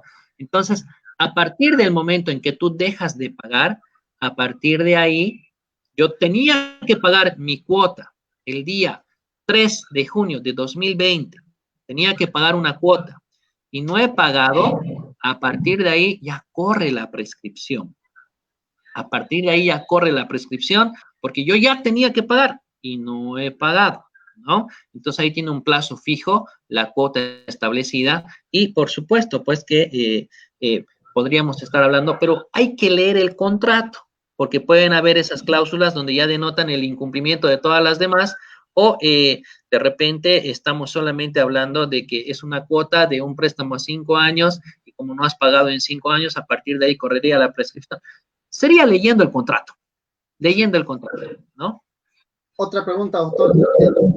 Cardona dice, ¿no? Buenas noches, una consulta. Si el acreedor se adjudicó el bien inmueble dentro del proceso ejecutivo, pero no se elaboró la minuta de adjudicación y ya transcurrió más de 10 años, ¿este derecho prescribe, ya que no realizó ninguna actuación posterior? Oh, esa pregunta es muy interesante también, ¿no? Y da también para distintos criterios. Lo que nosotros manejamos es la prescripción común, ¿no es cierto? Se supone que la mayoría de los derechos patrimoniales pues prescriben en 5 años, ¿no? Entonces, si la persona se ha adjudicado, ¿no es cierto?, un bien inmueble producto de una venta judicial, bueno, por un lado, habrá que exigir, pues, la extensión de la minuta. Ahora, si no vas a exigir la extensión de la minuta, no sé para qué has hecho semejante inversión, ¿no es cierto? Y el tiempo está pasando. En mi criterio, pues todos los derechos patrimoniales prescriben en un lapso de 5 años en este caso. Ahora, yo voy donde el juez y ¿qué voy a hacer? Voy a pedir la extensión de la minuta. El juez me lo tiene que dar. Ya les dije, el juez de oficio no va a decir, pero ya su derecho ha prescrito. No, eso no es atribución del juez. El juez dará, pum, ahí está su minuta, señor, ven y recoja. Ahora, habrá que ver, pues, si él puede entrar en posesión o no del terreno que se ha adjudicado después de 10 años, ¿no? Porque ya si se ha adjudicado, pasan 10 años, quiere ir al terreno y ahí sigue otra parte, no sé quién, si el deudor o terceras personas, pues va a querer entrar y no va a poder. Y aquí no hay justicia por mano propia, ¿no es cierto? Si hay otra persona, va a tener que promover seguramente, quién sabe, una acción de reivindicación, posiblemente, ¿no? O tal vez podríamos intentar, ¿no es cierto?, un interdicto de adquirir la posesión vía incidental. Ojo, los incidentes están bajo un criterio de números apertus, o sea que no solamente son los que están en el código, sino cualquier otro que se te pueda ocurrir. Yo intentaría, siendo el abogado, intentaría en fase de ejecución de sentencia ante ese juez que me ha dado la minuta, un interdicto de adquirir la posesión. Y aquí chocamos con muchos más problemas todavía, porque algunos autores mantienen y señalan que el interdicto de adquirir la posesión hubiese desaparecido, porque no aparece, ¿no es cierto?, ahí en el artículo 370, ¿no es cierto?, y 369, no aparece como proceso extraordinario, ¿no? Pero yo al menos soy del criterio de que el interdicto de adquirir la posesión, pues, aún existe. Contestando, siendo concretos a la pregunta, si aparece la parte, viene pide al juez, ¿no es cierto?, la extensión de la minuta, yo juez extiendo. Doctor, el doctor Jonathan Joel Loaiza pregunta, una pregunta, si la parte demandante lo deja el proceso en sentencia inicial durante un año, ¿puede pedir desarchivo y continuar el proceso? Bueno, ya es una pregunta que hemos contestado anteriormente, yo creo que él ya ha quedado satisfecho, pero de todas formas decíamos, si no hay una resolución de extinción por inactividad, usted desarchive, hable con el oficial y cumpla con la citación, ¿no? Ahora, si ha habido una resolución de extinción por inactividad, pues desglose nomás y hay que volver a presentar la demanda. Así es, doctor. Nora Cueto Betancourt pregunta, cuando se extingue un proceso ejecutivo por inactividad procesal, ¿se puede presentar una demanda nueva utilizando el comprobante de pago que se presentó con la demanda extinguida? En mi caso, doctor, sí yo he presentado. Tuve unos 2, 3 casos, digamos, que por inactividad estaba ya archivado, pedí el desarchivo, el desglose nuevamente, porque ya se ha pagado la cuantía de ese monto. No sé cómo será el caso, doctor, allá en Santa Cruz. ¿Se paga nuevamente la cuantía o se usa la misma cuantía? Es un tema interesante, ¿no? Yo al menos, al igual que tú, lo que te extraigo del ejercicio profesional es que me han hecho valer nomás la anterior cuantía, toda vez que yo ya había realizado el pago, ¿no? Pero no, el juez también podrá poner algún óbice, ¿no es cierto? Es eso de la cuantía, que es ese valor, esa tasa que todavía no ha sido excluido, ¿no es cierto?, de la gratuidad de un proceso civil, es muy curioso, ¿no es cierto? Ya no tenemos timbres ni valores, pero aún subsiste el tema, curiosamente, de la cuantía, ¿no? ¿Y qué es lo que pasa? Que si un juez te admite una demanda sin exigir el pago de la cuantía previa, va a salir de su bolsillo, ¿no? Eso establece la norma, pero por ahora a mí también me ha funcionado, no le tengo una respuesta categórica, pero me ha funcionado todavía el realizar el desarchivo y usar el mismo pago anterior. Doctor, pregunta Eduardo Fabián, si son varios demandados, entonces, ¿cómo se aplicaría a la extinción por inactividad si falta citar, por ejemplo, a uno de los demandados garante y no se lo hace dentro de los 30 días después de la sentencia inicial? Ya, eso es una pregunta muy interesante también y recae con el caso que yo estaba llevando y les decía, tenía 6 demandados y he logrado citar, por decir algo, a 2 y me faltaban, incluso ya habían contestado, ¿no? Y faltaban otros 4 donde teníamos que hacer publicación por edictos, ¿no? Basta que conteste uno, en mi criterio, basta que conteste uno, ¿por qué? Porque ya la litis está abierta, la litis está conformada, ya está el demandante y uno de los demandados ya se ha personado, no podríamos dar pues lugar a un tema de extinción por inactividad. Es que hay que analizar el caso en concreto, ya les decía yo, no es que a mí, perdón la palabra, no es que a mí no me da la gana de hacer la citación, no es eso, es que esa parte justo o no tiene domicilio o justo la secretaria no ha podido hacer la comisión instruida, ¿no es cierto?, para mandar a otro departamento porque está con baja médica. Por eso es que el juez debería pedir un informe previo al secretario para ver qué connotaciones han suscitado. Pero si ya ha citado a uno de ellos, no podemos hablar de una extinción por inactividad. Es que esto hasta en la escuela de jueces lo dicen. El juez de la conferencia que les comenté yo del otro día, yo no soy de extinguir por extinguir, porque yo sé que la parte va a venir y me va a volver a presentar la demanda, ¿no? Entonces, ¿qué hago yo como juez, con criterio, como director del proceso? Espero nomás pues a que los otros vengan, o sea, voy a complicar más a los demás, ¿no es cierto? En mi criterio, si ya ha citado a una de las partes, pues ya esto está conformado y no podría aplicarse la extinción por inactividad. Hay casos que hasta mancomunadas hasta 10 se citan, ¿no, doctor? Es así, pues son varios, ¿no? Pero hay que ver también el tema de qué tipo de mancomunidad hay, ¿no? ¿Qué tipo de mancomunidad hay? Porque si es solidaria, tú puedes citar solamente a uno de ellos, el juez no te puede obligar a citar a los otros, porque es una de las características, ¿no? Si yo quiero demando solamente a uno, o si yo quiero demando a los 10, siempre y cuando se hable de una mancomunidad, pues que sea solidaria, no una mancomunidad simple, ¿no? Ahora, por otro lado, el tema del garante. Ojo, el garante no es parte en el proceso. El garante es tercero, ¿no? Tú no lo puedes citar como un codemandado. O sea, yo no voy a citar al deudor y al garante. Yo voy a citar al deudor y voy a hacer que se ponga en conocimiento del garante más adelante, quién sabe con la sentencia, claro, con la sentencia inicial, pero no lo voy a citar como codemandado o como garante. Es que, a ver, pónganse en el escenario. Digamos que yo soy un garante. ¿Por qué a mí me van a demandar ejecutivamente? ¿Acaso yo soy el que ha asumido esa obligación? Yo soy el que tiene que dar el dinero. Ojo, lo que se persigue en un proceso ejecutivo no es la casa que está en garantía. Lo que se persigue en un proceso ejecutivo es el cumplimiento de la obligación, que es el pago, el monto pecuniario. Ahora, ¿por qué vas a citar a un garante como codemandado si él es garante? ¿No?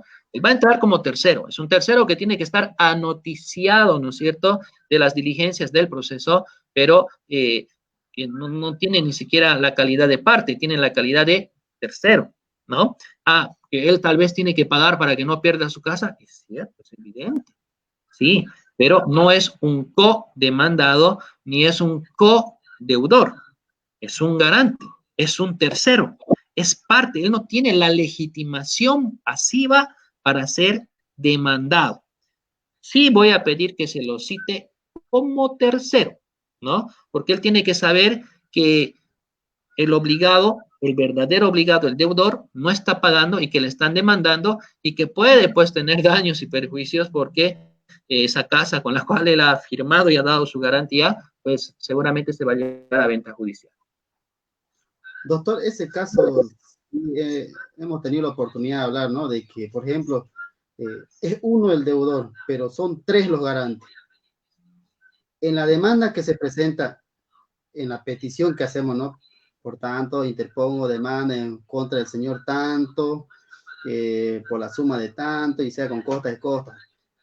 En la petición, doctor, es necesario poner, digamos, usted tiene un criterio de que solo es al deudor al que se inicia la demanda. Hay otro criterio de otro abogado, otro juez, se dice, la petición es contra todo. En el documento han firmado todo. Si hay un deudor y tres garantes, en la petición tenés que poner, interpongo demanda en contra del deudor principal, señor tanto, y los codeudores, entre paréntesis, garante A, B, C. Esa es la petición concreta porque con eso va a salir la sentencia. Si sale una No, sentencia, el criterio del juez dice, ¿no? Yo no voy a pedir congelamiento a la AFI o voy a pedir a tránsito o el embargo de inmuebles porque no está parte del contrato. Ese hay criterios, doctor. Quería... bueno, ¿sabe qué es lo que pasa, querido Celio? Lo que pasa es que tenemos aquí una gran falencia en el tema de los terceros en un proceso civil, ¿no? El antiguo Código de Procedimiento Civil, y los jueces saben muy bien por qué se lo conocen de memoria, ¿no es cierto? El artículo 50 establecía que partes en el proceso era el actor, el demandado y el juez, ¿no? En ese triángulo de la relación jurídica. Bueno, y cuando aparecía un tercero, el juez decía, ¿y este quién es? A ver, artículo 50, señor, usted fuera de aquí, de un plumazo lo sacaban afuera porque no era actor ni demandado, ¿no? Ahora, es que no existían los terceros prácticamente en el antiguo Código de Procedimiento Civil. Ya cuando salía una sentencia que ya lo afectaba y era demasiado tarde, ahí él podía personarse y hacer uso de una apelación, ¿no? Para mi criterio tardío. Esto ha ido cambiando, pues ya la doctrina ha generado la participación del tercero en el proceso y hay distintos tipos y clases de terceros. Les recomiendo, ya hemos hecho una exposición de esto para los que nos están siguiendo, busquen la página de Gaceta de Derecho, ahí van a encontrar un video similar a este, donde hemos hecho una exposición bastante, creo yo, explícita sobre lo que es el tercero, ¿no? Un garante no puede ir pues como codeudor. El garante no es el deudor principal. Ahora, que puede terminar pagando la obligación, sí, porque si no va a perder algún bien inmueble o le van a congelar sus cuentas, es cierto, es un garante, el garante es aquel que va a afianzar, ¿no es cierto?, el cumplimiento de la obligación. En tu petición tú tienes que poner al deudor, que él es parte. ¿Quiénes son parte en el proceso? Artículo 27 del nuevo Código Procesal Civil. Demandante, demandado y el tercero, ¿no? Que el tercero, una vez que su calidad de tercero sea aceptada, hasta incluso en algunos casos deja de ser tercero y se convierte en parte. Pero en este caso un garante no es parte en el proceso, porque yo voy a un proceso ejecutivo ¿a qué? A que me paguen. ¿Qué cosa? Dinero. Yo estoy detrás del dinero. No estoy yo detrás de la casa, ni me quiero adueñar, ni posiblemente pase eso en el proceso, es cierto, ¿no? Pero la obligación principal es el dinero y yo voy detrás del dinero. ¿A quién voy a demandar? A mi deudor, pues. ¿Quién? ¿A quién le he dado yo el dinero? A mi deudor, ¿no? Por lo tanto, ¿quién es el sujeto pasivo? ¿Quién es el que tiene la legitimación pasiva para ser demandado? El deudor. En un otro sí, podré colocar yo que se cite también como terceros a los garantes, ¿no? Ellos ya saben a qué se han metido. Ellos ya saben que si el deudor no cumple con la obligación, obviamente vamos a ir a embargar, a rematar o a congelar, dependiendo del tipo de garante que es. Porque hay un garante que es a título personal y hay otro garante que es a título real, ¿no? Un garante a título real, yo voy a dar mi casa a un amigo para que le garantice un préstamo, ¿no? Yo sé pues que mi casa la van a embargar, la van a rematar, la van a llevar a venta judicial, pero yo no tengo que ser demandado. Ah, pero ojo, sí tienen que avisarme. Avísenme para que yo sepa, para que lo busque a él, para que lo moleste, para que le exija, o para, por último, yo vaya y pague, ¿no? Y no se remate en mi casa. Pero ojo, yo garante, no soy parte, soy tercero. No soy codeudor, no soy codemandado, no tengo esa legitimación. Y si yo fuera abogado de un garante, por molestar, por dilatar y por pleitear, yo le planteo una excepción de falta de legitimación, porque el garante no tiene legitimación suficiente pasiva para ser demandado. El garante tiene que ser anoticiado, nada más. Tiene que saber él que su amigo el deudor no está pagando y que corre en riesgo esa casa que él ha dado, ¿no? Y que si él quiere pagar, pues paga para no perder la casa y luego hará pues una acción de repetición, ¿no? Pero no es parte. Es que ya tenemos que ir aplicando pues estos nuevos conceptos. Les recomiendo el libro de mi queridísimo amigo, el doctor Alex Parada, Los terceros en el proceso civil. Está el libro de Gonzalo Castellanos Trigo también, habla igual de los terceros en el manual, en las lecciones. Está el libro del doctor Ramiro Arciénega. Es más, la tesis del doctor Arciénega ha sido en ese sentido, el error en el nomen juris de el artículo 52, ¿no es cierto? Entonces, hablaremos con propiedad. Ya seamos un poquito más formales en la aplicación de esta rama que nos apasiona a todos. El garante no es parte, señores. El garante es un tercero. Bien, doctor. Para continuar, doctor, una cuanta más preguntas, creo que ya estamos un poquito ya pasados. Dice el señor Santiago, buenas noches a los panelistas. ¿Es causal de suspensión de audiencia la inasistencia del abogado de la parte demandada? ¿Quién planteó alguna excepción? Esa es la pregunta. Esa pregunta igual es una pregunta muy interesante. ¿Por qué es interesante? Porque se supone pues que la parte tiene que estar acompañada del abogado que es el profesional que sabe, conoce y maneja pues a cabalidad este esquema denominado proceso. Lamentablemente aquí el Código Procesal Civil tiene un vacío, ¿no? Tiene un vacío porque él habla de la inasistencia de las partes y otra vez estamos aquí en el tema de las partes. Señores, nosotros los abogados no somos parte en el proceso. Somos sujetos procesales de forma genérica, sí, pero somos accesorios, ¿no? ¿Qué quiere decir eso? Que el código prevé la inexistencia de las partes, es decir, del demandante o del demandado. Yo, juez, para evitar el tema de indefensión, de quebrantamiento al debido proceso y demás, yo, juez, de forma muy subjetiva, por supuesto, yo suspendería la audiencia. Porque, ¿qué va a ocasionar? Vamos a ocasionar de que, sí, ahí está la parte, ha venido, ¿no? Pero el problema aquí, el que ha tenido ha sido el abogado. ¿cómo voy a dejar yo, juez, que soy una autoridad jurisdiccional, soy el director del proceso, que esa persona esté ahí sin patrocinador, ¿no? Haré una fuerte llamada de atención al abogado y advertiré también a la parte que si no va a poder concurrir, pues que cambie de abogado, ¿no es cierto? Porque de una forma súper excepcional, yo, juez, sí suspendería la audiencia. Pero yo he visto casos, expedientes, procesos, donde el juez ha llevado nomás adelante la audiencia. Ya. Romer Fernando pregunta, buenas noches, doctores. ¿Se puede iniciar una demanda sin el contrato madre? Solo tengo un contrato de reprogramación, siendo que la demora fue cuando se hizo la reprogramación. Gracias. Esto está muy, muy complicado. Tendrías que irte, en mi criterio, por un proceso ordinario, ¿no? Toda vez que no estarías cumpliendo con el título ejecutivo. Si bien tienes un contrato, y habrá que ver también cómo se ha hecho ese contrato, quién sabe, resuelve el anterior o es un contrato donde hay novación. La novación es una de las formas de extinguir la obligación, ¿no es cierto? Así lo establece todo lo que es la normativa, la doctrina, en lo que es la materia de Derecho Civil 3. Entonces, si hay un documento donde se ha establecido un nuevo plan de pagos, donde prácticamente el anterior, ojo, queda extinguido, pues si ese documento habla de los antecedentes, los montos y lo que queda, a criterio del juez, podría irte bien, ¿no? Pero si solamente habla de una pequeña reprogramación y no tienes el contrato madre, con gran probabilidad el juez te lo va a rechazar, ¿no? Te va a exigir sí o sí que con carácter previo adjuntes el documento base de la ejecución. Eso es lo que pasa mayormente. Yuri Escala pregunta, ¿qué pasa en el caso de que no hayan planteado el recurso de reposición con la alternativa de apelación en un auto interlocutorio, siendo que no corresponde y directamente plantean apelación? Bien, esto es cosa del director del proceso, pero si a él se le escapa, pues ustedes como parte tendrán que hacerlo señalar. ¿A qué me refiero? El juez dicta un auto interlocutorio.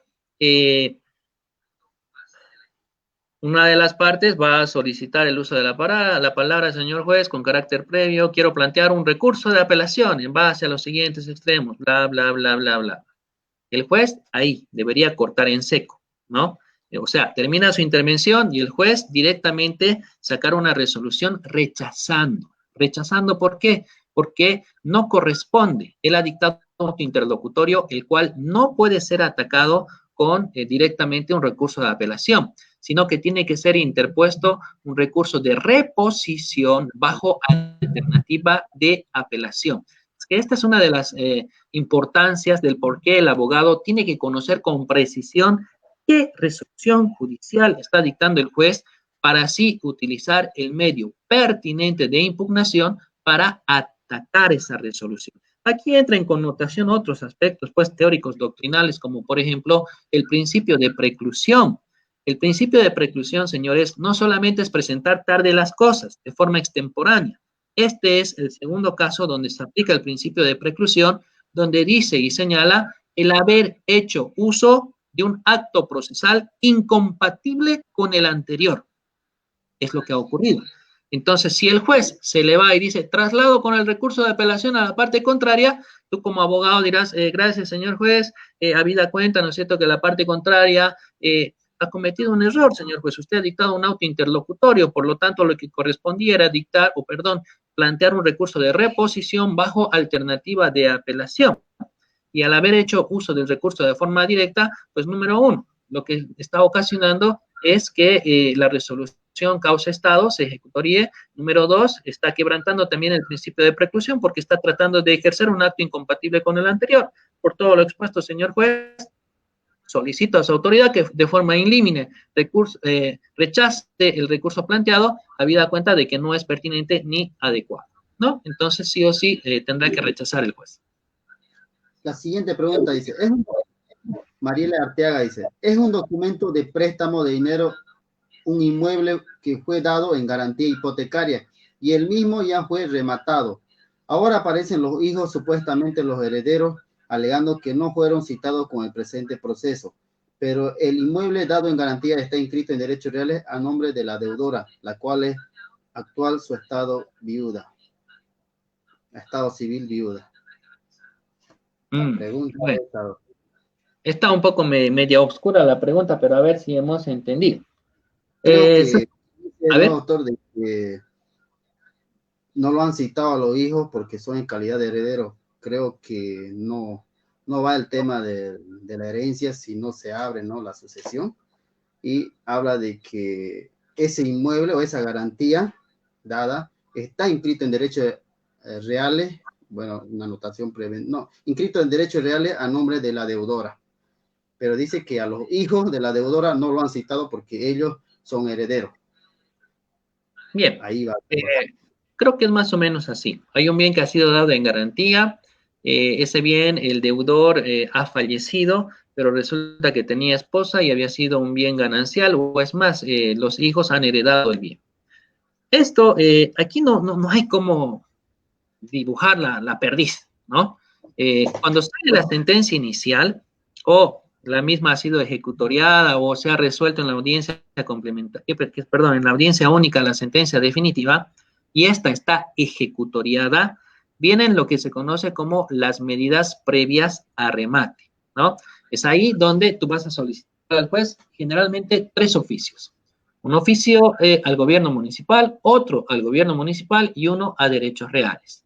Del gobierno municipal uno es a catastro, otro es al SER, ¿no es cierto? A catastro para ver las superficies, colindancias, el uso de suelo.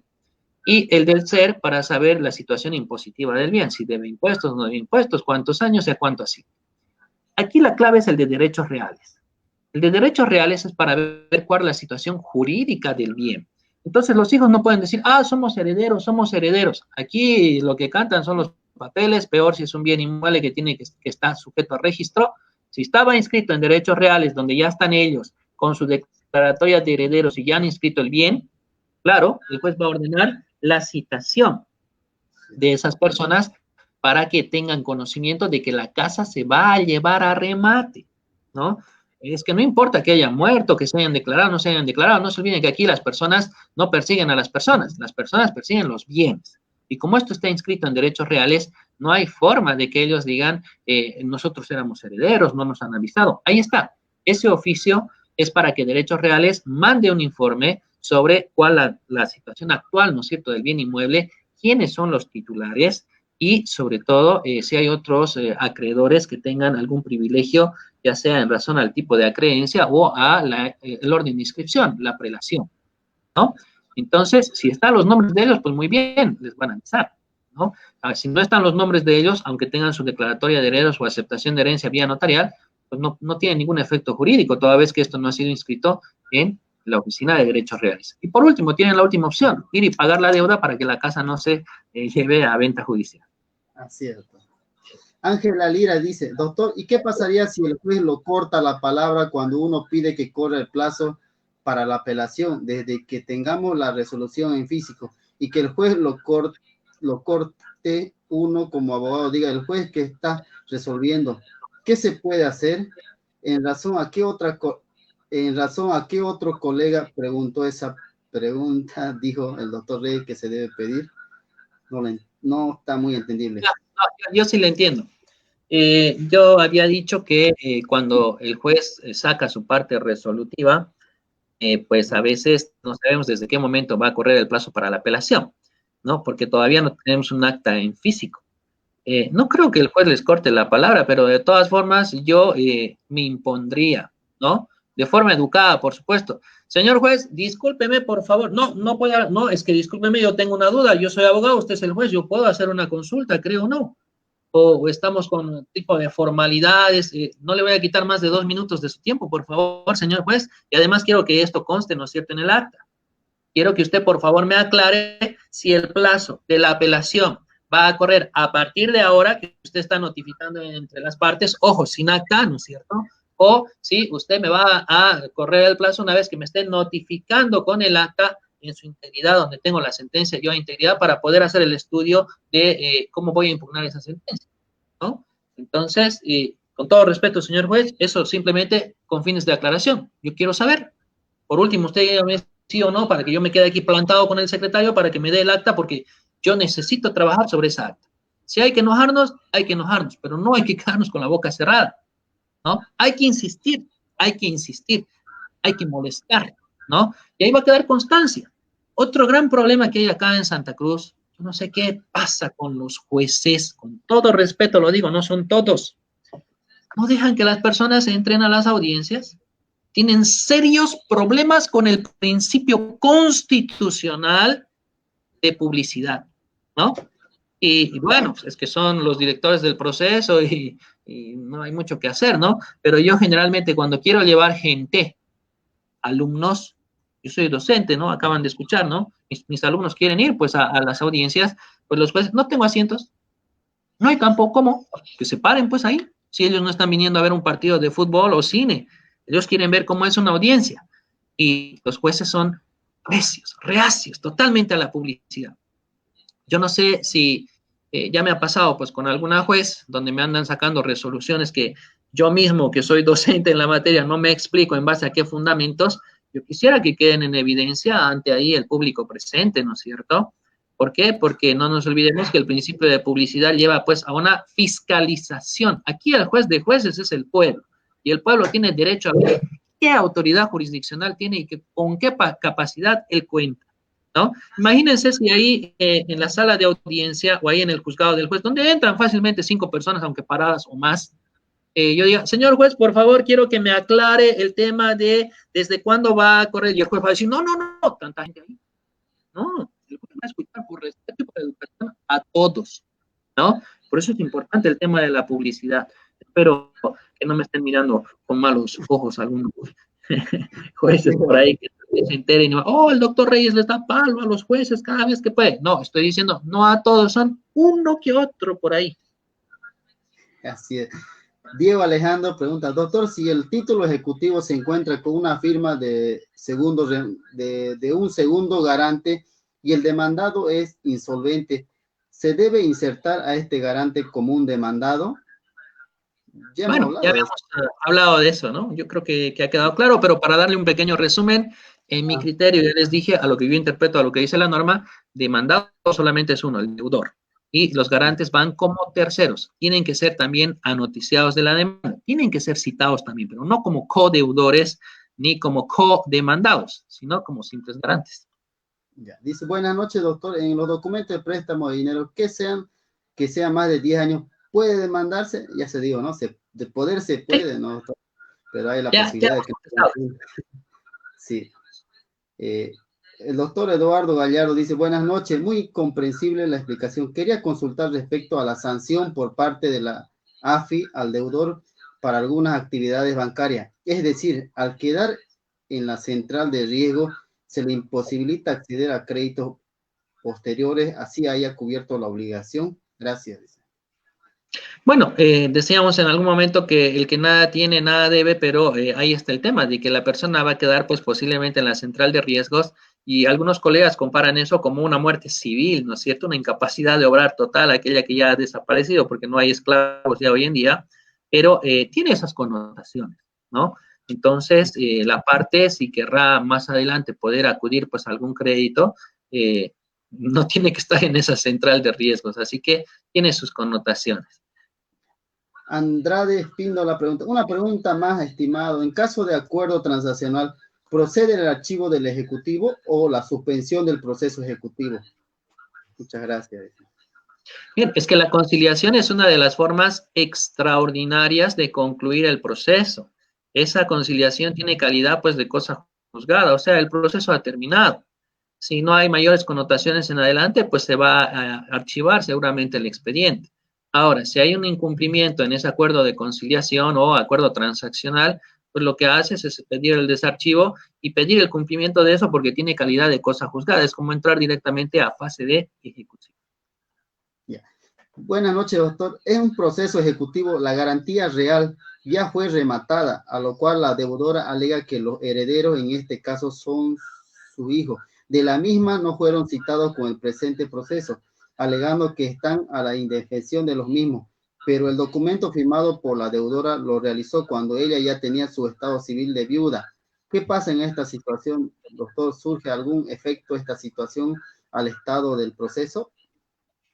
Bueno, es la anterior pregunta que ahora está mejor redactada y bueno, ya le hemos contestado, ¿no? En este caso dice que había sido una garantía real, ¿no? Es una de las evoluciones, pues, en el cumplimiento de las obligaciones. Nosotros ya no buscamos ni perseguimos a las personas, que no es una cuestión subjetiva, sino que es una cuestión ya objetiva. Buscamos los bienes que tengan. Ya habíamos señalado que la hipoteca, pues vamos a perseguir el bien, lo vamos a encontrar y lo vamos a arrebatar de las manos en las que se encuentre. Por lo tanto, poco o nada tiene el valor de que ya esté, que hayan herederos, que estén los hijos ahí. Habrá que ver, pues, si esa declaratoria de herederos ha sido inscrita en derechos reales de forma oportuna, si no, ya es demasiado tarde. Si bien el bien no ha sido rematado, igual ellos pueden optar por pagar la deuda para evitar el remate del bien. No, es que no importa que el bien se encuentre traspasando en derecho propietario de uno a otro. El bien se va a ir a remate porque ha sido precisamente dado en garantía. Jean Paul dice, en la interposición de una demanda ejecutiva, ¿necesariamente se tiene que demandar al garante hipotecario? ¿Se puede interponer otras excepciones además de la señalada en el 381, como por ejemplo la de beneficio de ejecución? Aunque de esto, doctor, ya hemos hablado, ¿no? El tema de que si el garante puede ser demandado, ¿no? Ahora, con relación, doctor, al beneficio de ejecución, es necesario que el título ejecutivo tiene que decir, por ejemplo, no tengo un caso, una entidad bancaria en la cual el documento lo realiza, ¿no? El deudor, los dos garantes, pero ellos lo ponen de que renuncian al beneficio de ejecución.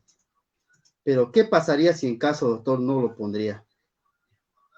Bueno, si es que han renunciado de forma previa, ¿no es cierto?, vía convencional, pues prácticamente ya no habría discusión, ¿no? Pero si no hay esta renuncia, pues podrían hacer uso de ese beneficio, ¿no? Ahora, las excepciones no están muy claras, no es exactamente un numerus clausus referente a las excepciones, aunque están ahí de forma taxativa, ¿no? No se olviden que tenemos excepciones que son unas para el proceso ordinario y el extraordinario, y tenemos otras distintas que son, bueno, sí son las mismas, pero más reducidas para un proceso ejecutivo, monitorio, y otras que son las mismas, pero más reducidas para un proceso coactivo. Entonces, bajo ese entendido, esas excepciones estarían planteadas como de forma taxativa, ¿no? No podrías plantear otras distintas de las que estén ahí. En el ejercicio profesional, los colegas las hacen, las plantean, y los jueces las tramitan. Pero esto ya les dije, es con un tema de estrategia de forzar la audiencia para intentar ahí una conciliación. Ahora, si hay alguna excepción, por ejemplo, ese beneficio de exclusión que no está como excepción, pues plantearlo como incidente. No nos olvidemos que finalmente, ¿qué son las excepciones? Pues son incidentes, son cuestiones accesorias al proceso principal. Palabras de mi maestro, ¿no es cierto?, el doctor José César Villarroel, uno de los codificadores del nuevo Código Procesal Civil. Doctor, pregunta Juan Pablo Leaño González. Doctor, buenas noches. En un inmueble adjudicado judicialmente sobre el 50% del mismo, a favor de X persona, mismo que se registró en derechos reales como anotación preventiva por requisito subsanable, por falta de recursos económicos no lo realizó definitivamente. ¿Este registro prescribe el registro? Pregunta Juan Pablo Leaños. Bueno, una compra-venta de un 50%, bueno, presumimos que de repente era un bien ganancial. Si el bien no admite cómoda división, en lo proindiviso se puede adjudicar. Y más adelante podrá venirse, quién sabe, una demanda de estructura monitoria de cese de copropiedad. Lo que sí caduca es esa anotación preventiva por compraventa, ¿no? Esa anotación preventiva no es una medida cautelar ni precautoria, ¿no? Es una simple anotación preventiva de dar publicidad de haber adquirido, de tener un presunto derecho sobre ese bien porque has realizado una compraventa. Esa sí va a caducar a los 2 años y puedes pedir una prórroga por un año más hasta un tercer año. Pero si es una medida cautelar o precautoria, esas no prescriben por su naturaleza jurídica, ¿no es cierto? Este es otro aspecto igual donde hay mucho debate. Es una medida cautelar y precautoria, y al igual que las demás, esta medida va a persistir mientras los motivos que generaron su imposición estén, pues esta debe persistir. ¿Qué es una anotación preventiva como medida cautelar o precautoria? Es dar publicidad de la existencia de la litis. Un proceso puede durar 3, 4, 5 años, así que este no podrá caducar como esa que es a título de compra-venta. Mi querido Celio, creo que ya estamos llegando a... Así es, doctor. Escucha, lamentablemente tenemos como una 30 más que nos preguntan, y hay veces el tiempo, doctor, ¿no? Primeramente, no te va a disculpar los amigos, muchos que nos han mandado y que por el tema del tiempo no lo hemos podido responder. Y también, doctor, agradecer a su persona por dar un poco de su tiempo, ¿no? Por tratar de compartir esa experiencia, ese criterio como docente, como persona que litiga y también como buena persona que lo he conocido, ha sido mi docente igual, que conoce Camiri, ha viajado por todos lugares, doctor.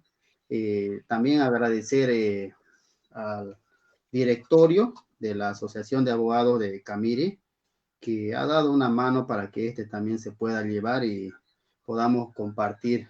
Hemos tenido un mensaje, doctor, de Puerto Suárez, de Beni, Tarija, Bermejo, El Alto, La Paz, Villamonte, hasta Yacuiba, y creo que ha sido interesante compartir. Nuevamente pedir mil disculpas a muchos que no vamos a poder responder los mensajes. Sería una clase hasta el otro día para... Y también recordarles de que en el transcurso del, bueno, hasta mañana se va a tratar de enviar los certificados virtuales gratuitos que nos hemos comprometido a cada uno. Doctor, agradecerle, estamos contentos, estoy en caso muy contento de que pueda compartir ese criterio, que cada día nosotros tratamos de aprender más y más porque no sabemos el todo, ¿no? Entonces, aprender estas cositas, intercambiar criterios es lo más excelente, doctor. Eso Muy sería, bien, doctor. por mi parte, querido doctor Celio Bedia, yo también quedo muy complacido por este conversatorio. Mandar un saludo grande a todos los que nos han seguido por las redes sociales, por el Facebook. Con todo respeto, todos los criterios que yo he emitido tal vez hacia las autoridades jurisdiccionales, por favor lo hago con mucho cariño, no vayan a pensar que yo soy enemigo de ustedes. Lo que yo trato siempre es un poquito de compartir pues eso que tenemos el placer de conocer por estar en la actividad académica para que los procesos se lleven pues adelante de forma adecuada, facilitando el trabajo y la labor de todos. Nosotros como abogados con los distintos memoriales que vamos a presentar, si los hacemos pues de mejor manera, bien elaborados, también los jueces van a tener cierta facilidad en llevar adelante los distintos procesos.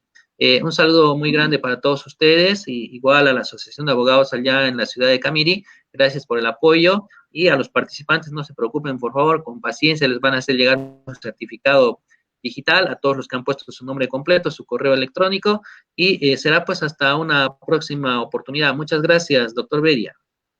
Así es, doctor, agradecerle nuevamente y hemos tenido más de 200 personas que nos han seguido, creo que ha sido muy interesante clase y esperando siempre, no, doctor, que no sea la primera y última, de aquí más allá vamos a tratar de organizar y esta cuarentena, y a veces uno no puede estar trabajando así, pero hay métodos alternativos como poder hacer una charla virtual y creo que eso es que enriquece, ¿no? A cada uno y a aquel que se está formando también. Y para todos nosotros, a veces tratamos de no dar nombres de alguna autoridad, todo, pero no lo hacemos de maldad, ¿no? Tratamos de sacar lo positivo y tratar eso. Eso sería, doctor, nuevamente agradecerle y muchas gracias, doctor, por compartir ese criterio. Un abrazo para todos. Gracias. Hasta luego, doctor.